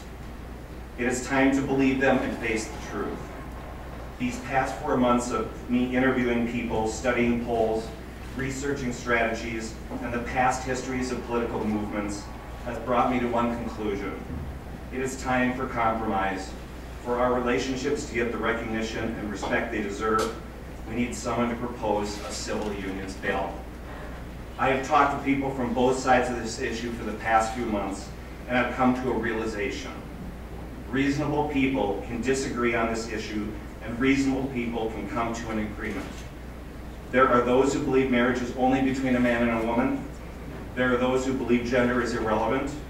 I think the people of Minnesota are ready to say our relationships matter, but so do our traditions. Same-sex couples should be recognized, and we can do it with civil union legislation. The time is growing short for a bill to be proposed this year. If same-sex marriage doesn't pass, we need civil union legislation as a contingency plan. The time has come for Minnesota to acknowledge my relationship, and I believe that civil union legislation is the path we have. Thank you. Thank you, sir. Is there anyone else in the audience who'd like to testify on this? Sir, come on forward. We'll give you 2 minutes, and please identify whether you're speaking for or against the legislation so we can make sure this is approached. Please sit down if you would, so you can speak in the microphone for the formal recording. And I'm your name and sign together. My name is Donald Hamilton. I'm a resident of Roseville. Been there for 32 years. Been married for 45 years. We have 5 children, 7 grandchildren. And I would just like to tell a story. I lived in California for a number of years. I lived in an area where there's a lot of canyons. And in this area, when they were bringing the water down from the north to supply water to Los Angeles, they built the San Francisco Dam. And it was a beautiful dam, well engineered and secured. And after it had been up for a few years, though, they noticed that there was a trickle of water coming out one side of it. And investigating further, they brought up the engineers and the people who had designed it to investigate the trickle of water and said, is this a damage? Is this a problem? They looked at it and said, no, it's not. It's secure, it will hold secure. As we go on though, the dam collapsed, and when it collapsed, it flooded the San Carmita Canyon down to the Pacific Ocean, killing hundreds and hundreds of people. And the reason I tell this is that I look at marriage as it has been through generations, thousands of years, as the water that's behind that dam. And the marriage agreement, as we understood it and have observed it, is that dam that holds the water in place and keeps it healthy and supplies the water that's needed to nourish the population. But when the trickle started, it was ignored. Yet the trickle kept getting bigger and bigger until it finally collapsed as nothing was done to correct the issue. And that is similar to, I think, is what we're faced here today with. The dam, how many? About 20 seconds. The dam represents marriage, is endangered. If we open up the crack too much, the dam will give way, and an institution of marriage will collapse and be lost. Thank you. Thanks. Anyone else would like to testify? I was told I just couldn't come up, right? Yeah, that's fine. Just go ahead, just tell us your name and what you think is supporter of both of us. I'm Dee Solers, and I am coming from supporting man and woman marriage, but I am trying to come together as an American patriot to problem solve the citizens of Minnesota. I am not a recognizable face. I don't have a doctor's license. I'm not a CEO. I'm just an American. And I support marriage of one man, one woman because of the religious support and the children rearing. But I've been here listening all day, and I guess you could just say I'm organic, trying to just start from the beginning. We have people who are committed to each other for gay, lesbian, or heterosexual. I think we need to just interchange the wording from marriage to a union. Support a union, but define that union. A union through that religious sacrament, the blessed sacrament of marriage to raise children, or a union to through civil law. And start with that. Just start with the organic thought. Instead of saying, are you married, on forms that come through, do you have a union? And then define what kind of union. And then build up from there. And I guess that's a theme that came up with some other speakers. So I'm just trying to help. I'd hate to be in your shoes trying to legislate for everyone, but we need to work where we are, we the people, as an American with free will. That's the main thing, as an American with the free will choice. Thank you. Sir, go ahead and state your name. Senator Latz, I'm here to testify in favor of the bill, and specifically to speak to the religious exemptions question that's come up, the religious freedom question that's come up.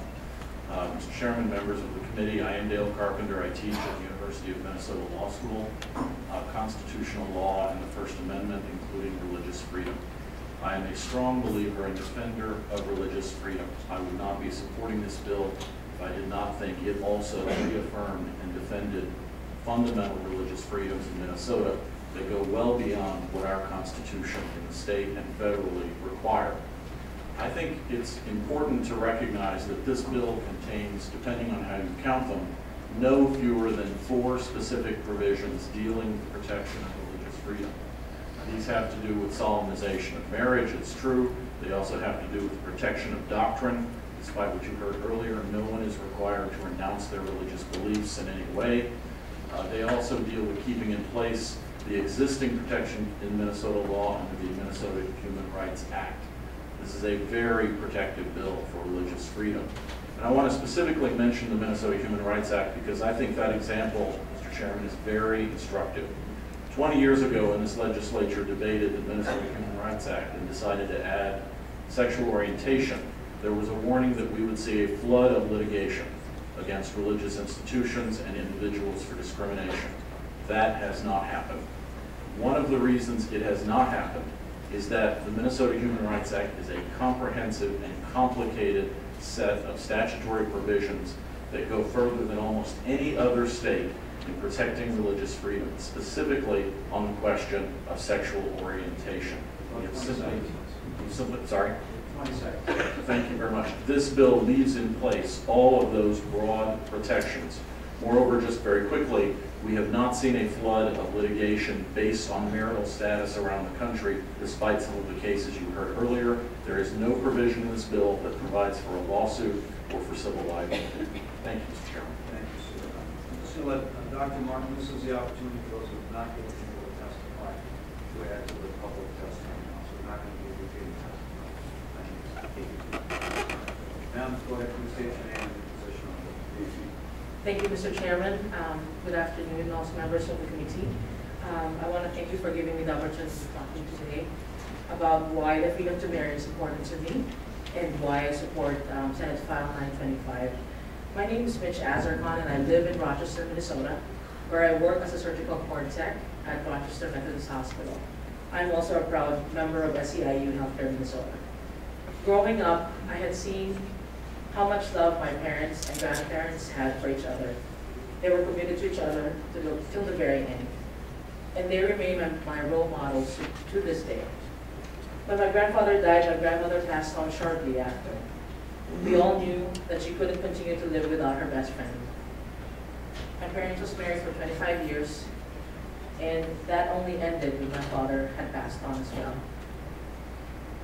My mother is a widower now and has never remarried. To me, marriage is about love and commitment. The vow of to have and to hold, for richer, for poorer, in sickness and in health, for better, until death do us part, is a vow that should not be accorded to only just between one man and one woman. It should be for all couples, and that includes gay and lesbian couples too, who are willing to make that same commitment with their partners. Members of the committee and chairman, when you look at me, I want you to see a lesbian with hopes and aspirations of marrying the woman that I love someday and start a family. When you look at me, I want you to see a labor leader who believes and upholds the dignity and worth of all workers. I want you to see also my union, who also are advocating for marriage for me and my fellow brothers and sisters. And lastly, when you look at me, I want you to see a citizen who loves this country. A citizen who believes in the promise of an America that will continue to stand for freedom, equality, and justice. Thank you. Appreciate it. Just so folks understand, we have now heard 2 in favor and 2 opposed to the legislation. We'll allow 2 more in favor and 2 more opposed. Whichever order they come forward, and that will conclude the testimony portion. Thank you, Mr. Chair and members. My name is Megan Miller, and I'm here to testify in enthusiastic support of the same-sex marriage bill, Senate File 925.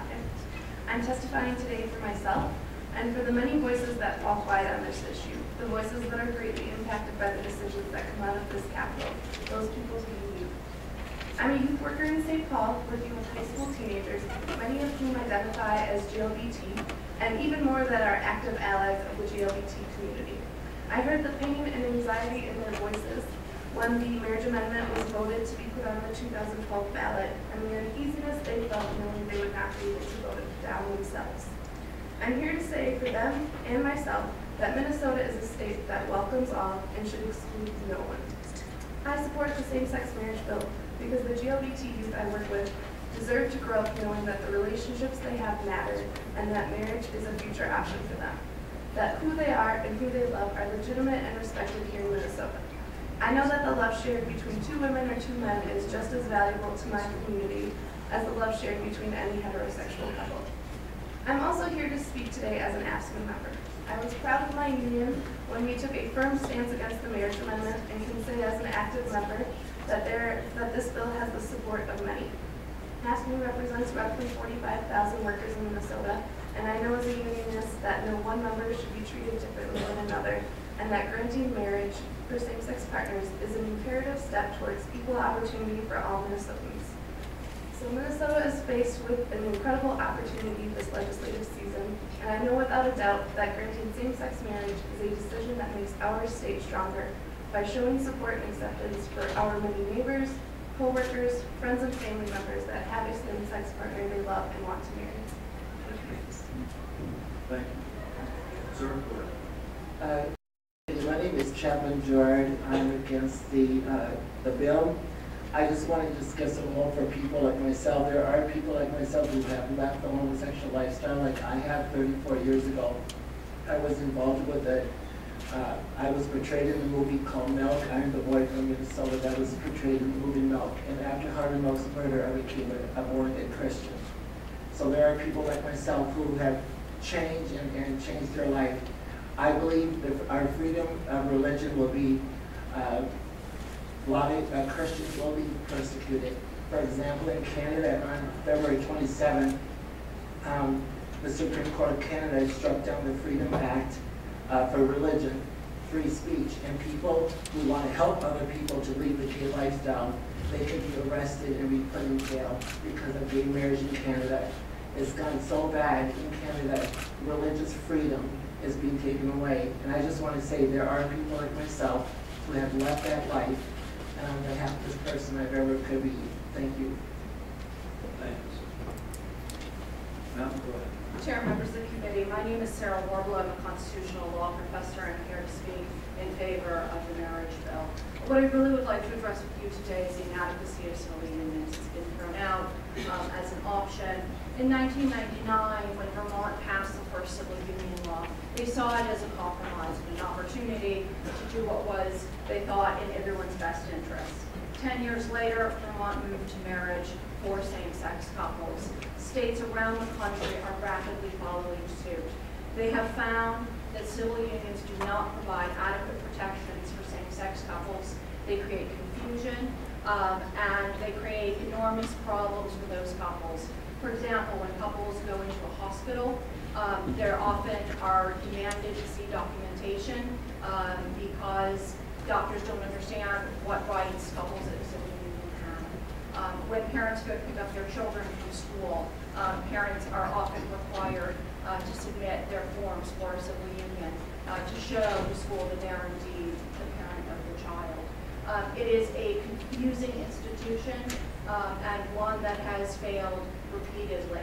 New Jersey issued a report both in 2006 and again in 2008 examining how the state coped with civil unions.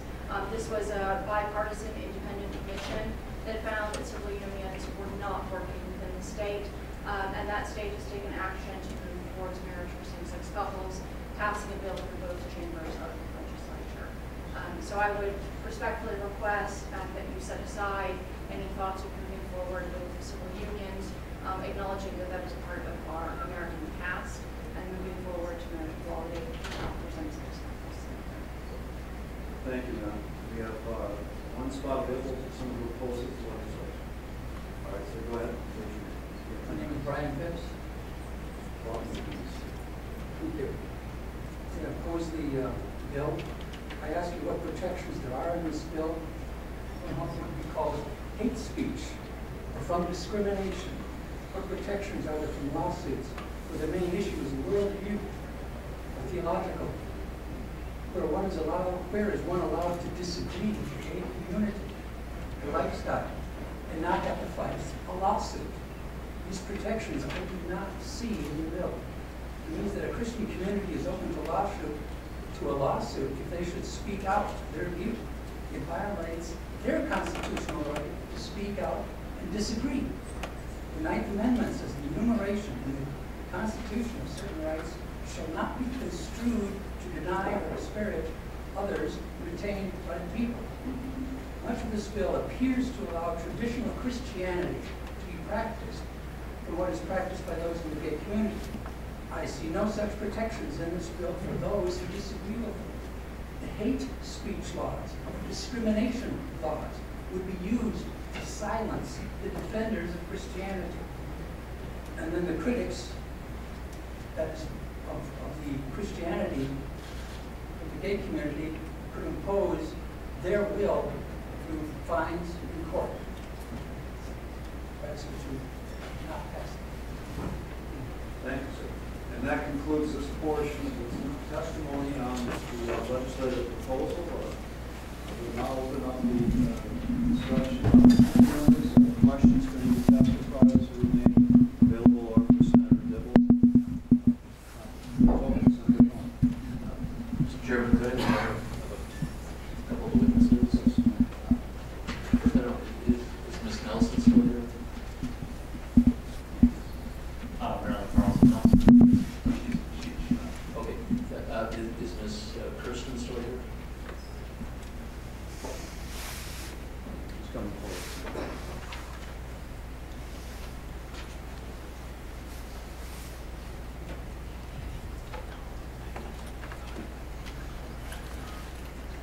Mr. Chairman, Ms. Kirsten, if I could inquire, as I understood the thrust of your testimony, and I hope I'm not misstating this, that your opposition was centered on the inability of a same-sex couple to have children as a heterosexual couple. Is that correct? Ms. Kirsten. Mr. Chair, yes. Good member. You could say that, but would you explain exactly what you mean?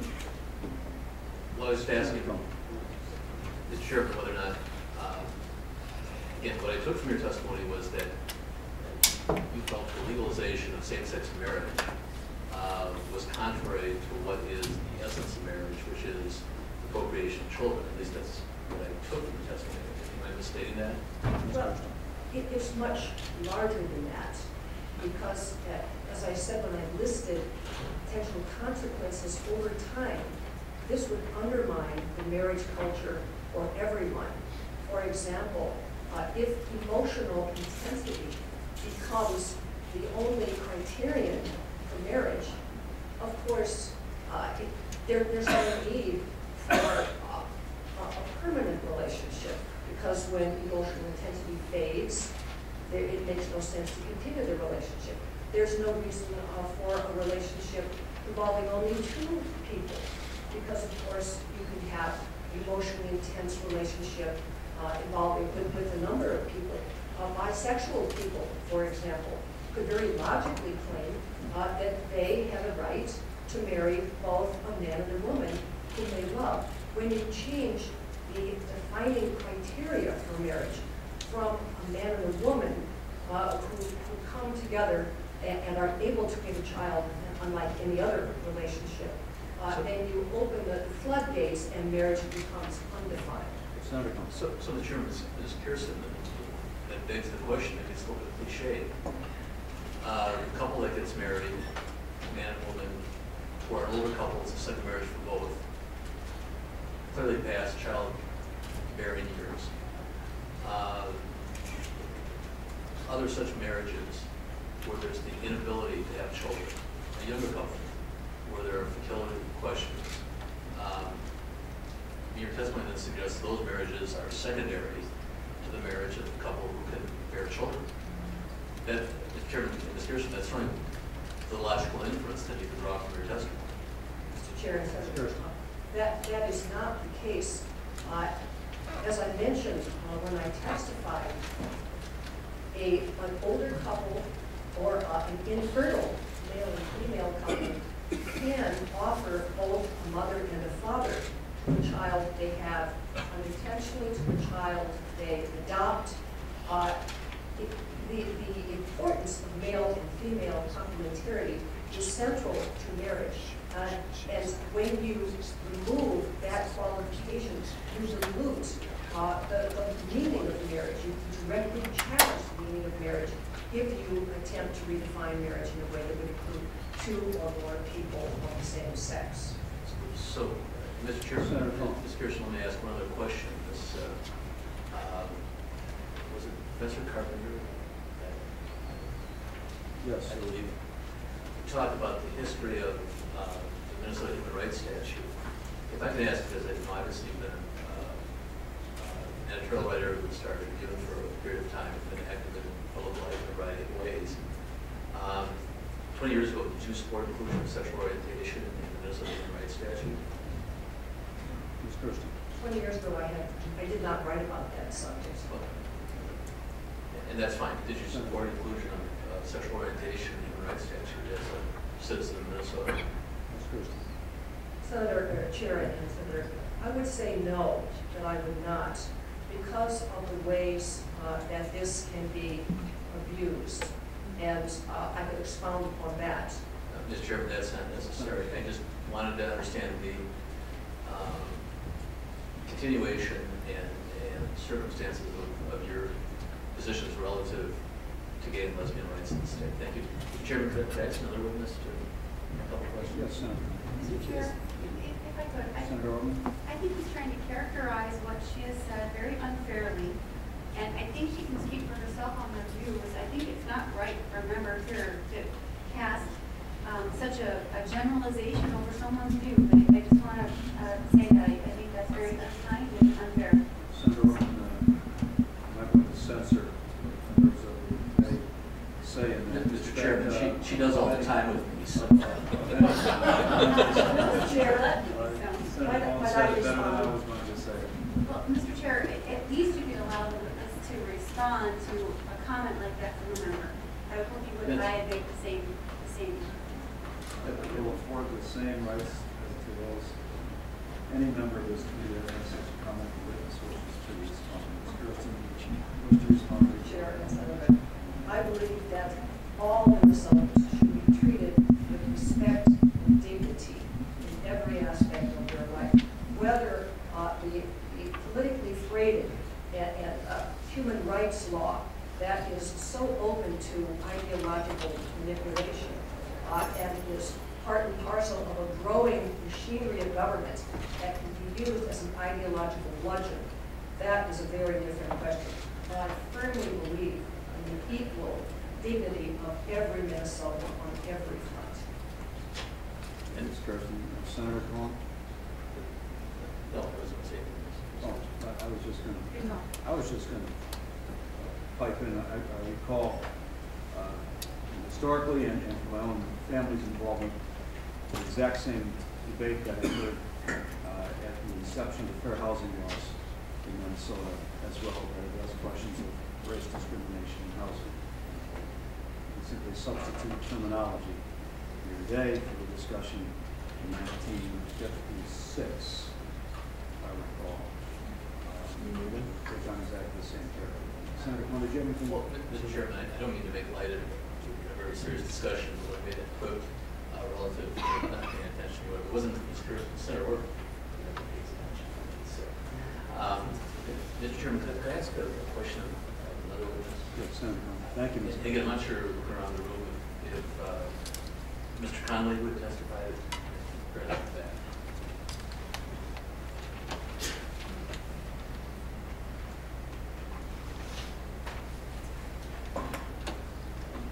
Mr. Conley, go ahead and ask. Senator Cohen. And Mr. Chairman, on a serious note, I'll follow Senator Ortman's admonition and certainly not try to cut off. Just a couple of questions, Mr. Conley. Mr. Chairman, Mr. Conley. Do you have a response to Professor Carpenter's comment as to whether there's been any litigation that's ensued in the state of Minnesota relative to the passage 20 years ago of the Amendment to the Human Rights Statute? Did it specify any appellate case law or anything else? In this state, I don't. Sorry. In this state, I don't, Senator. What I would say is, given the state of affairs in other states that adopt same-sex marriage, and given similar human rights acts throughout the country, once you adopt same-sex marriage, essentially what you have is the Human Rights Act raised to the order of magnitude. Now, I think someone wrote that about 515 laws are implicated by marriage in this state. So if you consider how pervasive marriage is, I do think that you're going to see a potential for at least a start in this state, certainly in other states there have been many cases.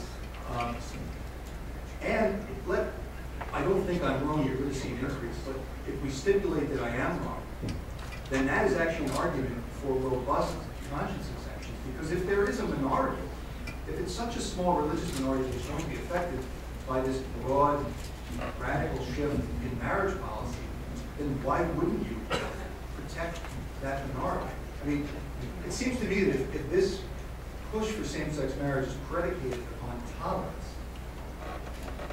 then what you're saying is, my push for tolerance doesn't tolerate your dissent. So that would be my response to your question, Senator. And Mr. Chairman, one other question that might, maybe this is a bit of a far-fetched, maybe they're hypotheticals, but you made a reference to, I believe, the photographer in Mexico, I think was the instance. So let's just say hypothetically, because I made, not knowing her position or anything about her position, I make clear hypothetical and an extrapolation. So let's say the nature, because I think your testimony was her personal religious beliefs not allow her to take photographs of a same-sex couple. I think that was the testimony. So let's say her personal religious beliefs were such that she did not want anything to do with any minority religion, say, for instance, that didn't accept Jesus Christ as the Savior. Under the same continuum, would she, if she was forced to take a photograph of a minority, of a person of a minority religion, under that circumstance, should she be allowed to do that? Well, there would have to be, sorry, Sarah. There would have to be some sort of message or belief. In other words, her religious belief couldn't be that her religious belief couldn't be, I object to the fact that black people exist, right? Now, if this was a black religion that said that Jesus is the Antichrist, under the First Amendment, yes, she could refuse to take that picture or photograph that event. But she couldn't do it. There would be no predicate for refusing if it was just that he was a minority. There would have to be some message or religious belief implicated. In other words, in taking the picture, if she were in a gas station, our client, she couldn't say to a same-sex couple, I won't let you pump gas at my station. It doesn't implicate her belief. She's not being asked to express any message, ask through any message. None of that's happening. She's not being asked to give approbation to their belief, to publicly state it as appropriate. None of that. That's what the Human Rights Act was created to do. That's where the fairness aspect comes in. Once you start saying that religious folks have to now render approbation to beliefs they find false under their religious code, well, now it seems to me that your tolerance has turned into tyranny. And Mr. Chairman, just finally, I don't appreciate the answer, but so again, using my hypothetical, because again, your testimony was this was her belief and not necessarily her church's belief or some institutional belief, it was her personal belief. So if her personal belief leads to a prohibition against some circumstance of a minority religion as opposed to same-sex marriage, would that then be permissible from your point of view? I'm actually unclear. Well, if her position is that I don't want to service somebody in the context of, say, the photograph of a minority religious marriage, which did not affirm Jesus Christ as the Savior, would she then be allowed to not take that photograph? Right. So your hypothetical then would say that religious belief of that minority was at odds with the photographer's belief. Correct. And he wanted her to photograph that wedding in a positive light. Yes. So she could, under the First Amendment, then say, no, that religious belief I find to be at odds with my own. Okay? Under the First Amendment, she could refuse. Now, what I'd like to propose is, maybe this will make it a little clearer. Let's say we flipped the situation in our New Mexico case, and the plaintiff happened to be a photographer. So she's a lesbian photographer. She's asked the United States Conference of Catholic Bishops sees a great video she did on the Special Olympics, how wonderfully she created it, brought in millions of dollars in funding revenue. And the Catholic Church, the Conference of Catholic Bishops representative says, we want you to come to our conference on Catholic marriage, which is going to teach everybody in the Archdiocese how to go out and promote Catholic marriage, that marriage is only the union of a man and a woman. Under the Minnesota Human Rights Act, that lesbian photographer could not refuse, because religion, much like sexual orientation, is a protected category. I don't think that that's what Minnesotans want to see happen. There's a robust market where people can live lives that tolerate other people's views. This bill does not allow for that. Senator Dibb. Thanks, Mr. Chair. I just need to point out that there is no marriage in Mexico for same-sex couples, so we just start there. And I'm glad, I'm grateful for Senator Cohen's line of inquiry, because Mr. Connolly has made it clear, that, for example, the Protestant photographer or wedding cake baker or restaurant banquet owner could, under what he would desire, the set of laws that he would desire, could refuse and decline to photograph a Catholic or a Hindu wedding, or host a Catholic or a Hindu wedding reception in their restaurant, or decline to bake them a cake.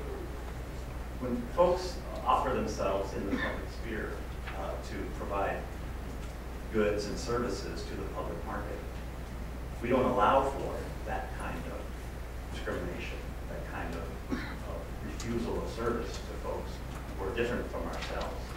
And we do that for a number of good reasons, because where would we draw the line? Where would we,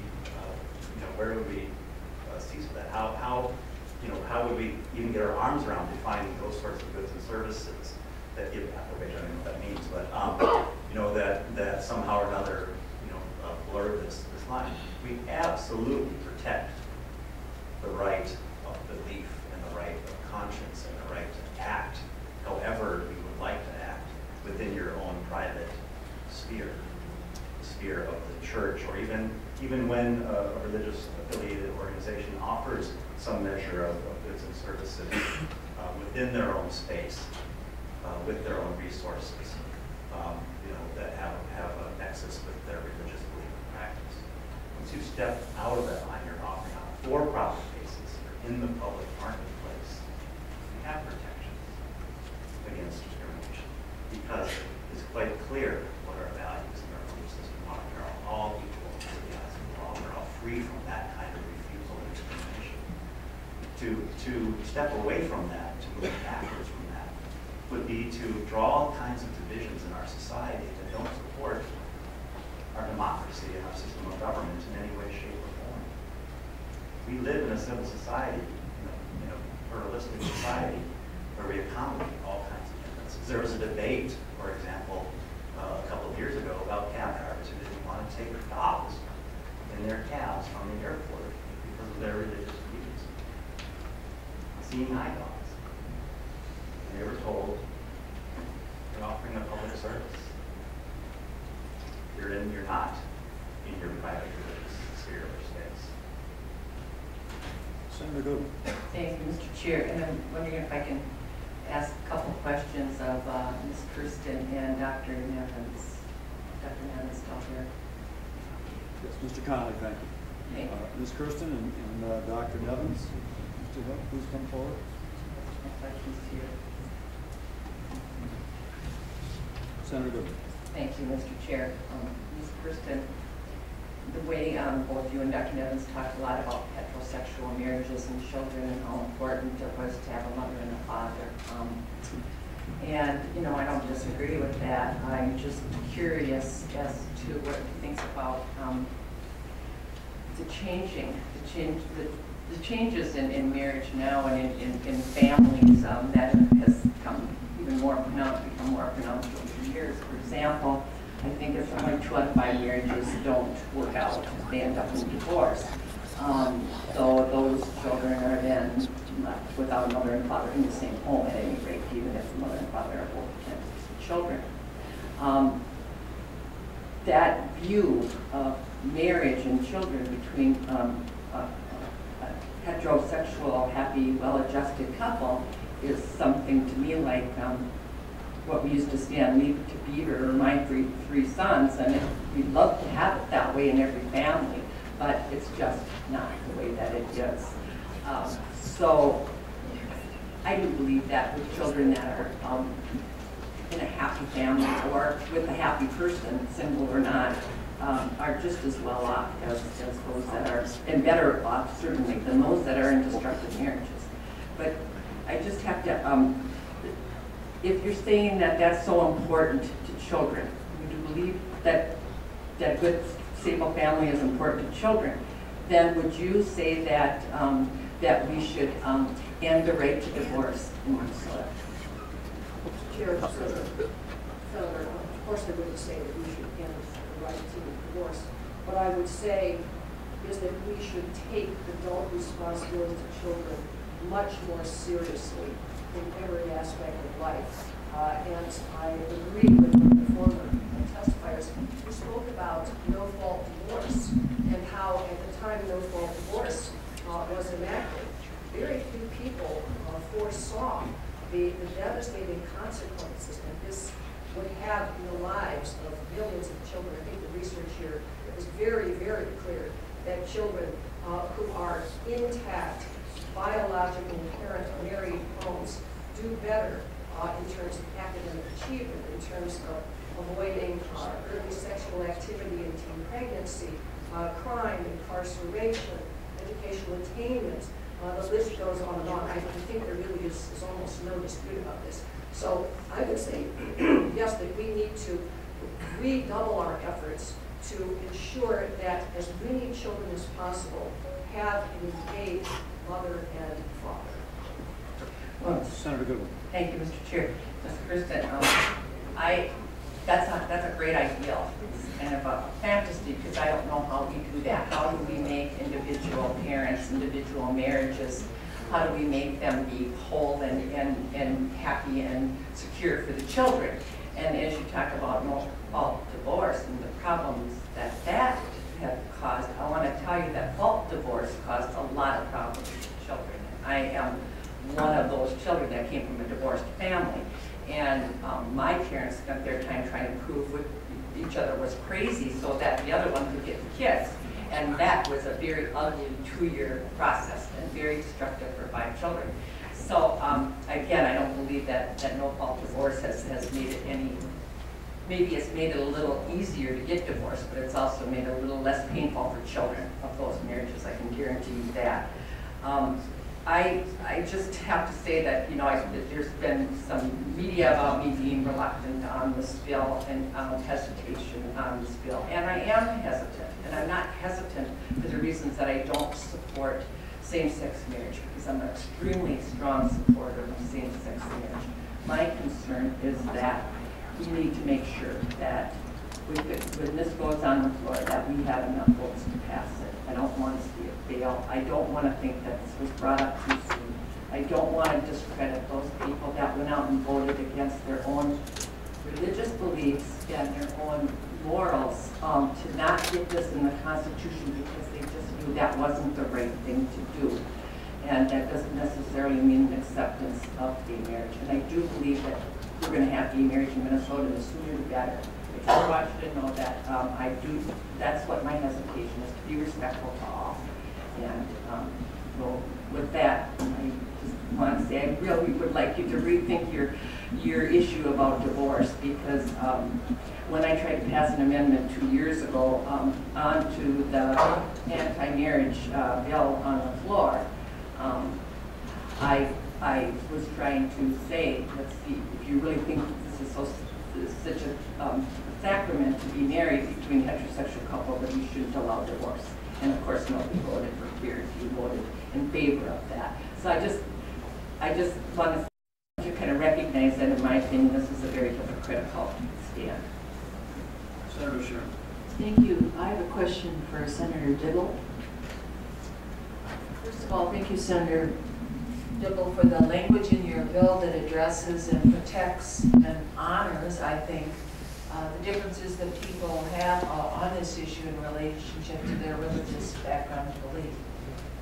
I think that's critically important to speak to, and in coming to terms with how to address this issue. I share a high value that people of different faiths have the right within their belief system to exercise their religious beliefs, including in the area of marriage, exercising within their church sacramental marriage, and the right to not extend a sacramental marriage to a marriage that is outside of the belief system. So thank you for that. I think that needs to be protected. Well, one of the subjects that was discussed here, two different people talked about civil union or civil solution to the issue of marriage. I thought they both had different points. One was talking about the ineffectiveness of civil unions in a state and how they moved away from civil unions to marriage. But I thought in that testimony they were talking about delineating civil unions for same-sex couples while retaining marriage as the status for heterosexual couples. At least I understood the way the testimony was given, that the two groups were treated differently in terms of what they were called.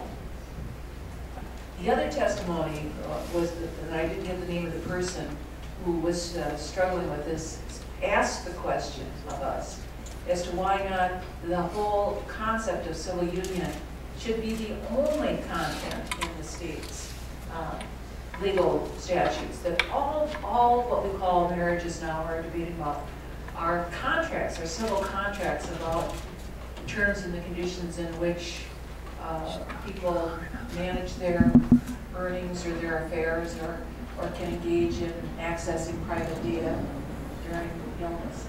Why would you not have every heterosexual or homosexual contractual relation be treated as a civil issue and leave the concept of marriage, which has religious connotations, outside of the state's language? They completely eradicate that use of that language and just focus on the definition of contractual relationships. And so I was asking if you would talk to me about that. Thank you, Mr. Chair. Thank you for the question, Senator Sharon. And it's a great question. I'm glad you recognize that creating a separate status for some kinds of people is create an unequal and frankly an inferior status. And so to create civil unions for some folks and not others is in very practical terms unworkable. And that's been the finding of state after state that it's an act of civil unions and they're scrapping them and moving to marriage. And that's appropriate. To your second question, and let me also say that it also creates kind of a larger set of social inequalities that we're familiar with in the experience of the South, the experience of South Africa and the like, and that is simply unworkable as well over the long term. It creates all kinds of societal division and difference that's unnecessary. But the essential question is, why not civil unions for everyone, and scrap the term marriage for everyone, and everyone goes to civil unions, and if you want to get married, they can go to church and get married. And it really speaks to what is really being discussed here. I will concede the point that we, in this country and in these sorts of debates, and what's evidenced by some of the testimony at this table, conflate marriage, civil marriage, and religious marriage. And we even do that in our ritual, in our ceremonies, and our practice. Many of us, if not most of us, when we get married, don't, we may go down, we may send in an application for a marriage license, or go down to City Hall to get the marriage license, but then the marriage license is brought to the church. The marriage license is signed in the church office, either immediately before or immediately after the ceremony. So we kind of conflate the two completely in our minds about what it actually is. And the fact is that we have religious ritual, we have the civil aspects that then give us access to all the rights and benefits and economic conditions that are in our statute books. But it's we're not seeking to redefine anything for anyone. This bill seeks to simply affirm what we already know to be true and what we cherish and what we value. I think to seek a wholesale redefinition of something that is already well understood through practice and through ritual and through how our understanding and what we do is actually not a radical step, as some people like to say from this table, but a very simple and small step to take so that all people, like me and my husband, can simply step into the full enjoyment of the rights and freedoms and the benefits that are guaranteed by our state's Constitution. And perhaps also go down to the chapel, get buried, if that's what our church does. And so it's all a long-winded way of saying we're seeking to create a wholesale redefinition. We're seeking to affirm what we already know to be true. That's a small step. What you're describing, I think, is a much larger step, and probably not attainable from a practical and political point. Senator Lemon. Thank you, Mr. Chairman. Senator Dibble, some people might think that your inclusion is redefinition of marriage, because it's included. And yet, at the very same time, the redefinition of some business practices, the way clergy might speak from the pulpit, and perhaps even curriculums in our schools as a result of this bill passing will redefine those practices in the state.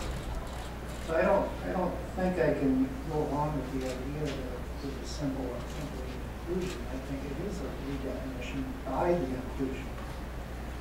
Now, I've got. Senator Leonard, can you point to me in the bill? Because I can point to you in the bill where that is specifically provided, that there is no change to curriculum contemplated. There is no change to practices from the pulpit. That is specifically protected by the existing Women's Act, as well as reaffirmed by additional language in the bill. Mr. Chairman, I'm glad you brought that up. I'm glad we're welcoming a discussion on real issues. In other states, we have plenty of examples of where some of these civil or legal actions have resulted in lawsuits involving citizens who, on conscientious objection, refuse to practice their business that would promote a lifestyle that they simply can't agree with. It's not that they're wanting to do harm to anyone, they just don't want to be included in that promotion. We've seen it where businesses in certain states, Massachusetts, New York, have complained that they have been individuals that have been sued, professionals that have been sued, and they've denied couples.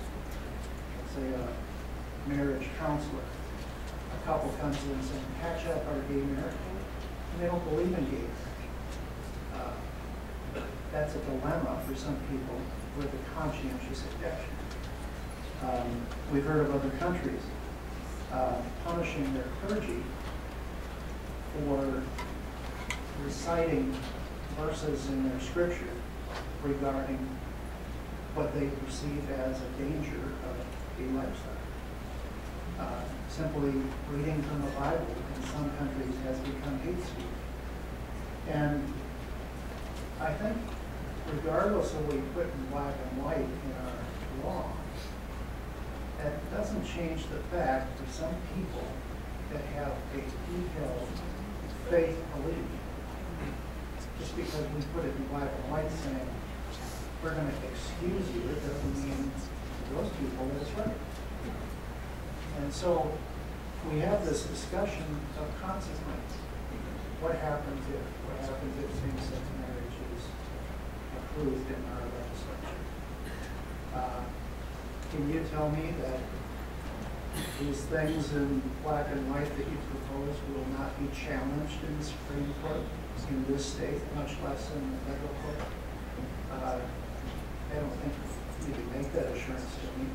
So anything we write in the statute is challengeable, no matter what we call it. And I think there's a fear on the part of a number of people, a concern that passage of same-sex marriage may turn into a run on other policies in the state that they can't believe. And I think it's if they follow the example of other states, I think they probably have a rightful concern. Senator. Thanks, Mr. Chair, and I have Professor Carpenter next to me who can speak to some of the specific cases from other states that often get cited. There's a handful, about 6 or 7 cases from other states we've heard already. We've heard all the cases that we hear about, because the ones that people are fond of citing, none of which have anything to do with the provisions of the statute, nor really have anything to do with marriage, but have to do with existing anti-discrimination laws and protections that are already on the books in those states, and or, of course, jumping to Minnesota.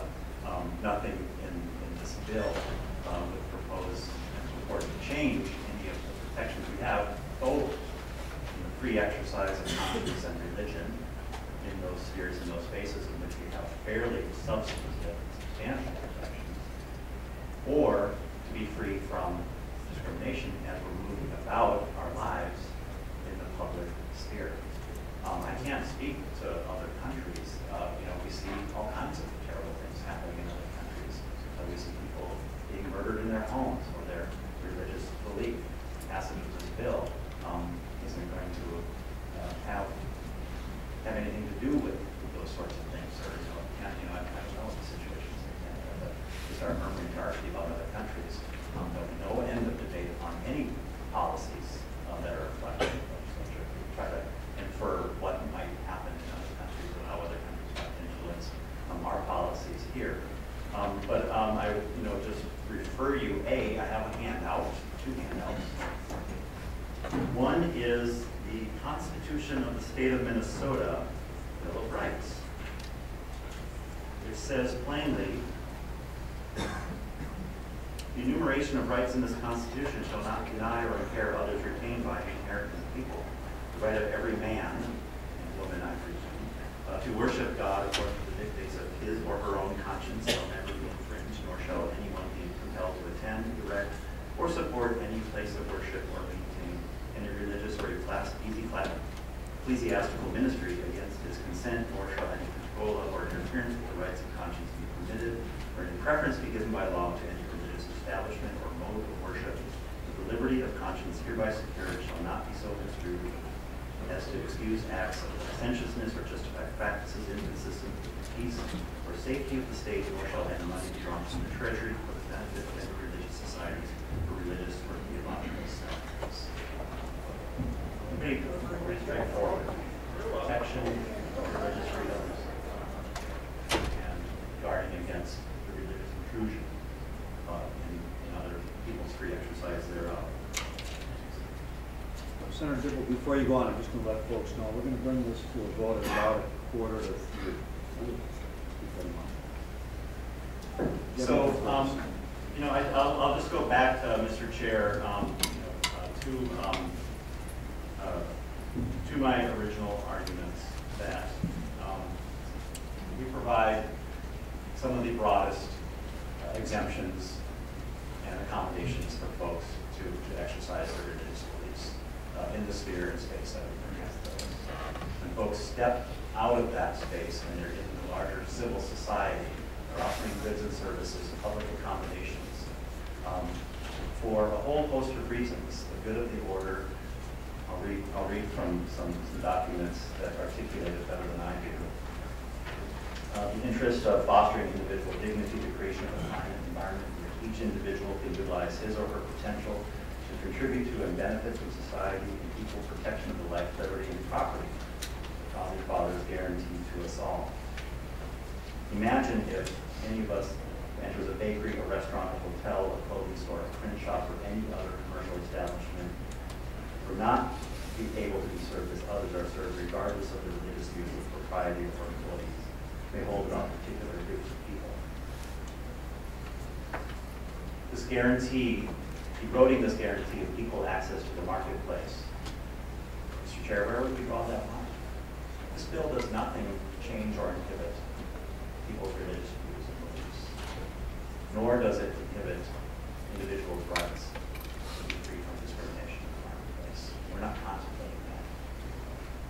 fundamental underpinning of this bill is that love and commitment, responsibility, families expressed through marriage are a freedom. And freedom is guaranteed in our Constitution by virtue of our birth and by virtue of citizenship of this state. And we figure out how to get along in the public sphere. I will note there's a whole body of Supreme Court law going back decades dealing with the freedom of religion clause in the United States Constitution. We're not going to be able to answer every question within any particular statute, and there are going to be different tax patterns that have to be sorted out by the courts. That's the nature of the political system and government. And that's okay. That's okay. That's the way those disputes get resolved. Clarified, and sometimes we get ideas for statutory adjustments in response to Minnesota's freedom of religion and freedom of conscience clause is in many ways stronger than the federal one is in the Supreme Court of New Jersey. That was fair. Senator Dibble? Professor Carpenter, about to jump in on this briefly. Senator Latson, members of the committee, I just wanted to add that nothing in the marriage bill provides any cause of action for any person for discrimination. Any lawsuit that was filed would have to be based on the Minnesota Human Rights Act. There is a body of law, at least this thick, on the Minnesota Human Rights Act. I can tell you very little of it has to do with sexual orientation, because there have been very few cases, I can only think of two, that have been very protective of religious freedom. The statute itself is protective of religious freedom. It seems to me many of the objections that we've heard, the concerns we've heard about religious exemptions and religious freedom are really concerns about the Minnesota Human Rights Act. They're not concerns about the bill. So consideration of changes to a 20-year commitment to non-discrimination on the state deserves a separate bill and a separate discussion, not the marriage bill. 515 rights that are at stake in Minnesota because of this bill are not statutes that grant individual rights against private parties. They are statutory provisions that guarantee equality vis-a-vis the government. Things like inheriting a hunting license when your spouse dies. Those are not rights that expand private causes of action against individuals. The other states, there have been tens of thousands of marriages in this country for same-sex couples in the United States. Not one of them was based on the existence of a marriage for the cause of action. Not one of them was defeated based on a cause of action for someone who was married or not. So far, so good. The foreign countries, none of those countries have the protections of the Constitution that I embrace, and that I know members of this committee fully embrace, that the United States has. Senator Hall, I have your hand up. Just, you got about 5 minutes left in this discussion. Well, it might take a little more than that. Well, we are going to come to a vote within 5 to 10 minutes. Senator. Okay. Thank you, Mr. Chair. I know I haven't spoken up much at all. Matter of fact, this whole 3 hours, so I was hoping to get a little bit more. But let me start off by saying I think all Minnesotans care about this issue. And all Minnesotans, I believe, want to recognize and appreciate every person involved on both sides of the issue. We want to treat everybody with love and respect. That's what we're called to do. And we can still do this without redefining marriage. I don't think marriage should be changed. A male, the father, and a female, the mother, should be committed together to raise, if possible, the healthiest of families, to give the children the best opportunity, because it really is about kids. Marriage is based on truth and values that men and women are complementary. It's a biological fact that reproduction depends on a man and a woman, and the reality that children need both a father and mother. That's our goal. That's what we put up for a high standard. That's what we should try to obtain. My parents were divorced. Was it the best thing? No. But the goal is what we should be putting up the best as a society. Not to push down or give people make people second rate. That's not the idea. You put up the goal and the best to achieve. The marriage relationship is the bedrock of our community, our civil society. It needs to be strengthened, not redefined. We, the government, can treat people equally and with respect, and respect their liberty without redefining marriage. Redefining marriage would further distance marriage from the needs of children and deny the importance of mothers and fathers, weaken monogamy, exclusivity, and permanency, the norms through which marriage benefits society and strengthens religious liberty. As I listened to some of the testimony, I asked these questions to myself. Is it about romantic sexual relationship? Or is it about the benefits, the money? What is it that you really want? Marriage doesn't make you more or less valuable. You're all valuable. One sheet was passed around and talked about the new family structure. Forever and ever we've had a certain family structure, but we think we're so prideful that we can change the family structure? I question that. We don't change a great structure that we have. We don't certainly do it for talent boards, as one testifier said. And one testifier said, if I don't agree with same-sex marriage, and that I must be a bully. That's bullying, she said. So I don't agree with it, so I'm a bully. So they're already name-calling? I have a problem with that.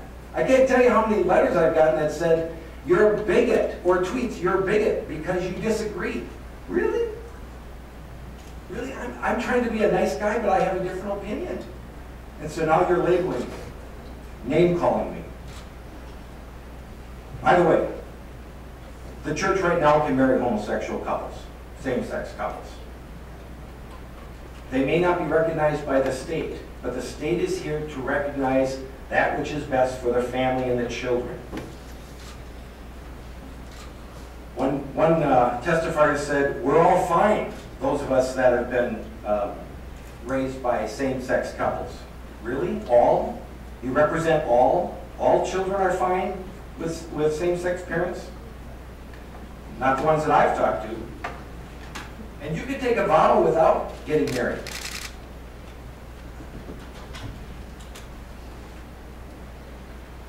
I don't want to redefine. I don't think actually we can redefine marriage. We can do it in these laws. But God is the only one that defines marriage. And marriage is not a selfish act, but it's a giving act. It's not about what you can get. It's about what you contribute. Let's leave it to the church, and let's keep the government out of it. Thank you, Mr. Chair. Senator Cole. Mr. Chairman, I know it's like we're in a tight ship. I think the magnitude of this issue rises to a significant level. And certainly Senator Dibble should have, as authored the bill, the last comment before we vote. I just want to make, I've never done this before, to talk about my seniority in this place. But as the third-ranking member of the Senate, I can suggest that I've been through quite a bit in the institution. And I think I'm one of only 5 people in the Senate who was a member of the Senate 20 years ago, when I was proud to be a member of both of this committee and on the floor of the Senate. We added sexual orientation, human rights act. I think Senator Limber was then a member of the House and was present in the House debate. And the comment I wanted to make, I want to choose the words very carefully, because this is a different era, a different issue. But in looking at the history of this legislature, say that the history of 20th century America, I think one of the most significant events, I would argue one of the 2 most significant events in 20th century American history was the Southern Civil Rights Movement. The legislative culmination of that, of course, was the passage of the 64 Civil Rights Act and the 65 Voting Rights Act. And I've often wondered what it would have been like to have been a member of the Congress. There's only two people who are actually still in the Congress who voted for either one of those bills. Vice President Mondale was in his first year in the Senate to vote for the Voting Rights Act in '65. And I'm not suggesting that necessarily one issue equates to the other, because again, it's a different era, a different issue. But in voting this issue, I honestly believe that we have the opportunity to vote in a way that will be noted 20 years, 30 years, 40 years, 50 years from now. And this is not in any way to suggest a lack of sincerity on the part of members of this committee or members of this body who vote opposite myself. But I think we get the chance to vote, to be on the right side of history. And as somebody who's been in this body for a long time, I don't think I've ever said that before, other than what we did 20 years ago. The difference between today and 20 years ago is the work we did 20 years ago did not complete the affirmation of citizens of the state to be whole citizens. I think the vote we cast today does do that. Senator Dibble, closing. Senator Sharon. Well, I know you want to close this out. I just felt compelled to acknowledge Senator Hall's articulation of his religious beliefs and I was raised in a faith that articulated things very similarly to you about the goal of marriage is procreation and raising children. And in many ways in my church, the purpose of marriage is exclusively that, and if that's not the goal, even if not actually happening, it ought to be the goal and the purpose of marriage, and the purpose of sexual interaction. But that's no longer my belief, and I don't think it's necessarily shared by all religious groups any longer. I think marriage is about stability and about how we do a public statement about a relationship and ask for and give a solemn oath of commitment and fidelity through hardship and difficulties to stay together and to support each other even in our worst times and with our most offensive shortcomings. And that through that is stability and confidence that you have a system surrounding you that will support you always. My point is, there's probably as many definitions of what it means outside of the civil arrangements that are provided and law that's provided through the state as to what marriage is in the various churches. And I am, as Senator Cohen said, I really think this is an incredible moment to be a part of in the history of the state. And I intend fully to support this bill, Senator Dibble, because I do think we need two tiers. But I would like you to know that in many ways my preference would be what I was talking about, that the state really stayed in relationship to contractual relationships and terms and conditions of contract, and that marriage as a concept stayed religious or outside of the realm of the state. That would be my preference. But short of that, I absolutely am in support of what it is that is indicated in this bill. Senator Dibble, closing. Thank you, Mr. Chair. Appreciate it. I'll try to be brief. Two points to make. One is, this is about family. Patton handed this photo to me after he concluded his testimony. This is his son. These are his dad. Dad. Look at what you see. Beautiful child. But as importantly, beautiful, loving grandpas. I would caution those who are opposed to this bill to use language that's dismissive, diminutive of families. When you use language like ego gratification and property rights over children, this is about coming to the legislature, spirit of generosity, affirmation, things that we already know hold to be true, precious, and sacred in all of our lives. About the love of family and the love of coming together, to support each other, to support children. extended family, draw in support of our community. And it's also very much, of course, about the civil aspects. Even Senator Hall's testimony was quite confused. It's about the civil aspects and the access to the rights and benefits that are found in our laws are needed to the churches and to God. This is about people working hard, taking responsibility, trying to get along, being good citizens, and government right now is standing on their necks. Government is actively barring some families and some couples from the access to their own freedoms that are guaranteed in their own constitution, and by extension, all the laws in our statute books.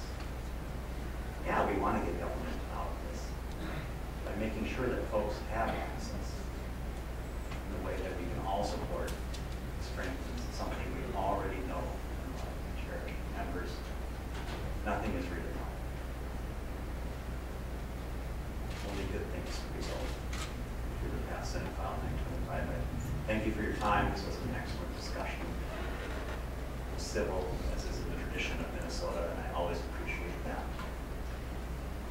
And I ask for your support for Senate File 925. Mr. Chairman, I move that Senate File 925 as amended be recommended pass. Senator Cohen has moved that Senate File 925 as amended and recommended to pass. Request for a roll call. Roll call take. Senator Latz. Yes. Senator Hall. No. Senator Orpin. No. Senator Cohen. Yes. Senator Limmer. Senator Goodwin. Yes. Senator Sharon. Yes. Senator Dietzig. Yes.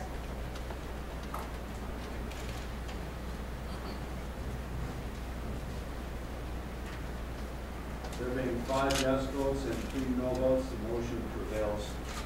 Senate File 925 is sent to the Senate for further consideration. This meeting is adjourned. Thank you, Mr. Chairman.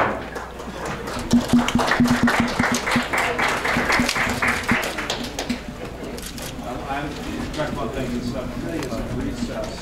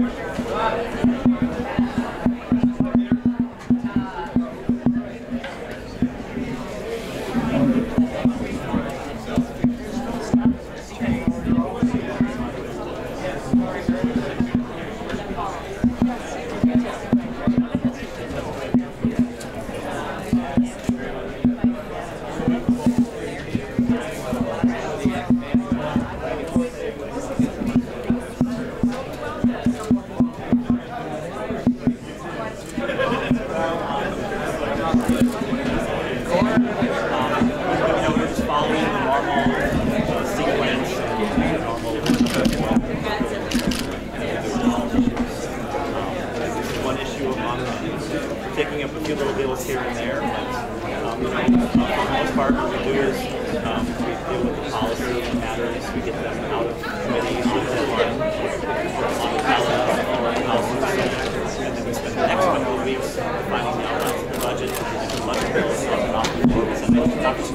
So that's another way of saying the budget is more important right now. Get that done first, or not? Just it's the normal sequence and flow of business. What sort of margin do you think you have? Would it be pretty big, or would it be pretty good? Like I said, I think we're in good shape, but I don't see it happening.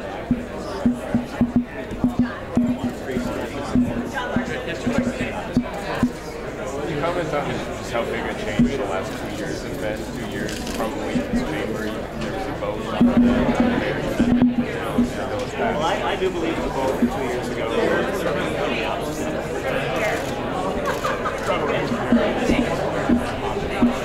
That being said,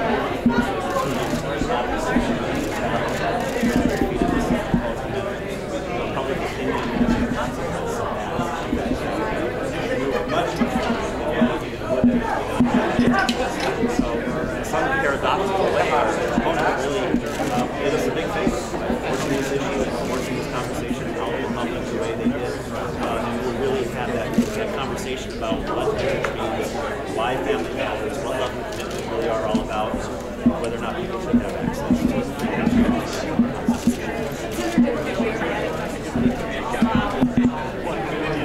It's good.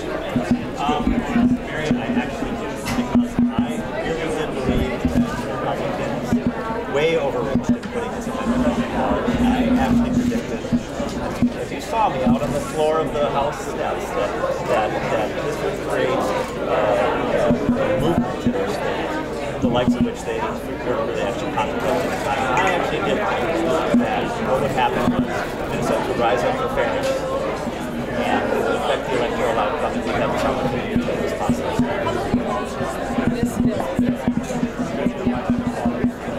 Well, that I'll say, if you look at the longer sweep of things, I started working on these issues a number of years ago. No, I didn't think that 2012 would be contemplated at this point in time. It is coming much sooner now. Yeah, I think we're in good shape at the full Senate. I don't know that the votes are all there, but we're in the bottom. What's it going to be like? It'll be like any other bill. Minnesotans will be calling their legislators on the phone, sending them emails, coming over to the Capitol to visit them in person, just like any issue, really speaking about their own lives and why this bill is important. I think it's just really helping. I think most legislators, definitely a majority of legislators really want to take this step. That's the right thing to do. This is about that next step in extending freedom and opportunity for all people. They want to know where their constituents are, how their constituents feel about this subject. And so really getting folks engaged, like I said, call, write, visit, letting folks know they stand on solid ground, taking this step. How many undecided do you think you have in the province? Well, everyone wants numbers from me. And do you have a few? Do you have a dozen? Very few. Small, And most of them from Greater Minnesota, I know.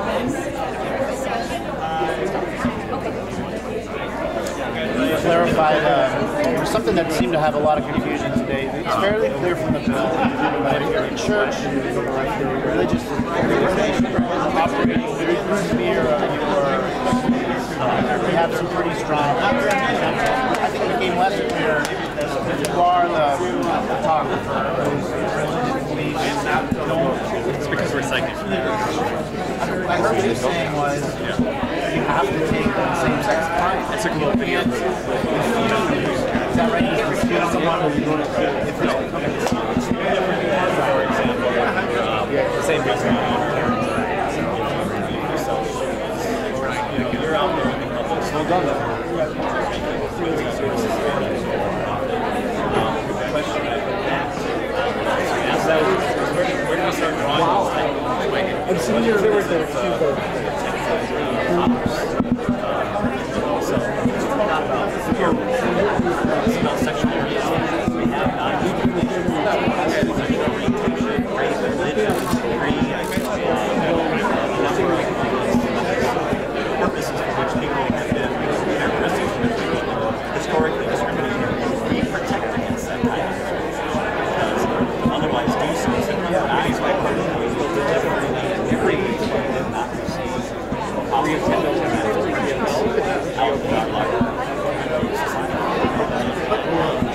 let me make sure I got this right, because it is about marriage, though, right? Because if I come in and I ask you to perform my same-sex ceremony, you're free in these days to say, no, I'm trying to do that because we don't have them. But just in case you wouldn't be free to say that, because it is about marriage, isn't it? I mean, you cannot decline anyone. No, this law doesn't create any rights or protections.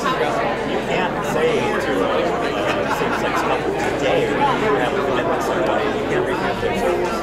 You can't, just like you can't refuse, I mean, you can't refuse if they want their photographs taken of them as an individual, and you know they're gay, or they're Hindu, or they're Catholic. The Catholic photographer who doesn't want to do a photograph like anybody, this professor who's here said that person should be able to decline and deny photographing Catholic should recognize service to a Lutheran, Catholic baker refuse to take a cake for another Catholic who's entering their second. Just walk by the opera on the right now, state law doesn't say Hindus can't marry. It does say gay people can't. No, we're gonna meet that. And also, Oh, okay. Head over there. So that's an equivalent service you would offer. Yeah. Thanks. Hi.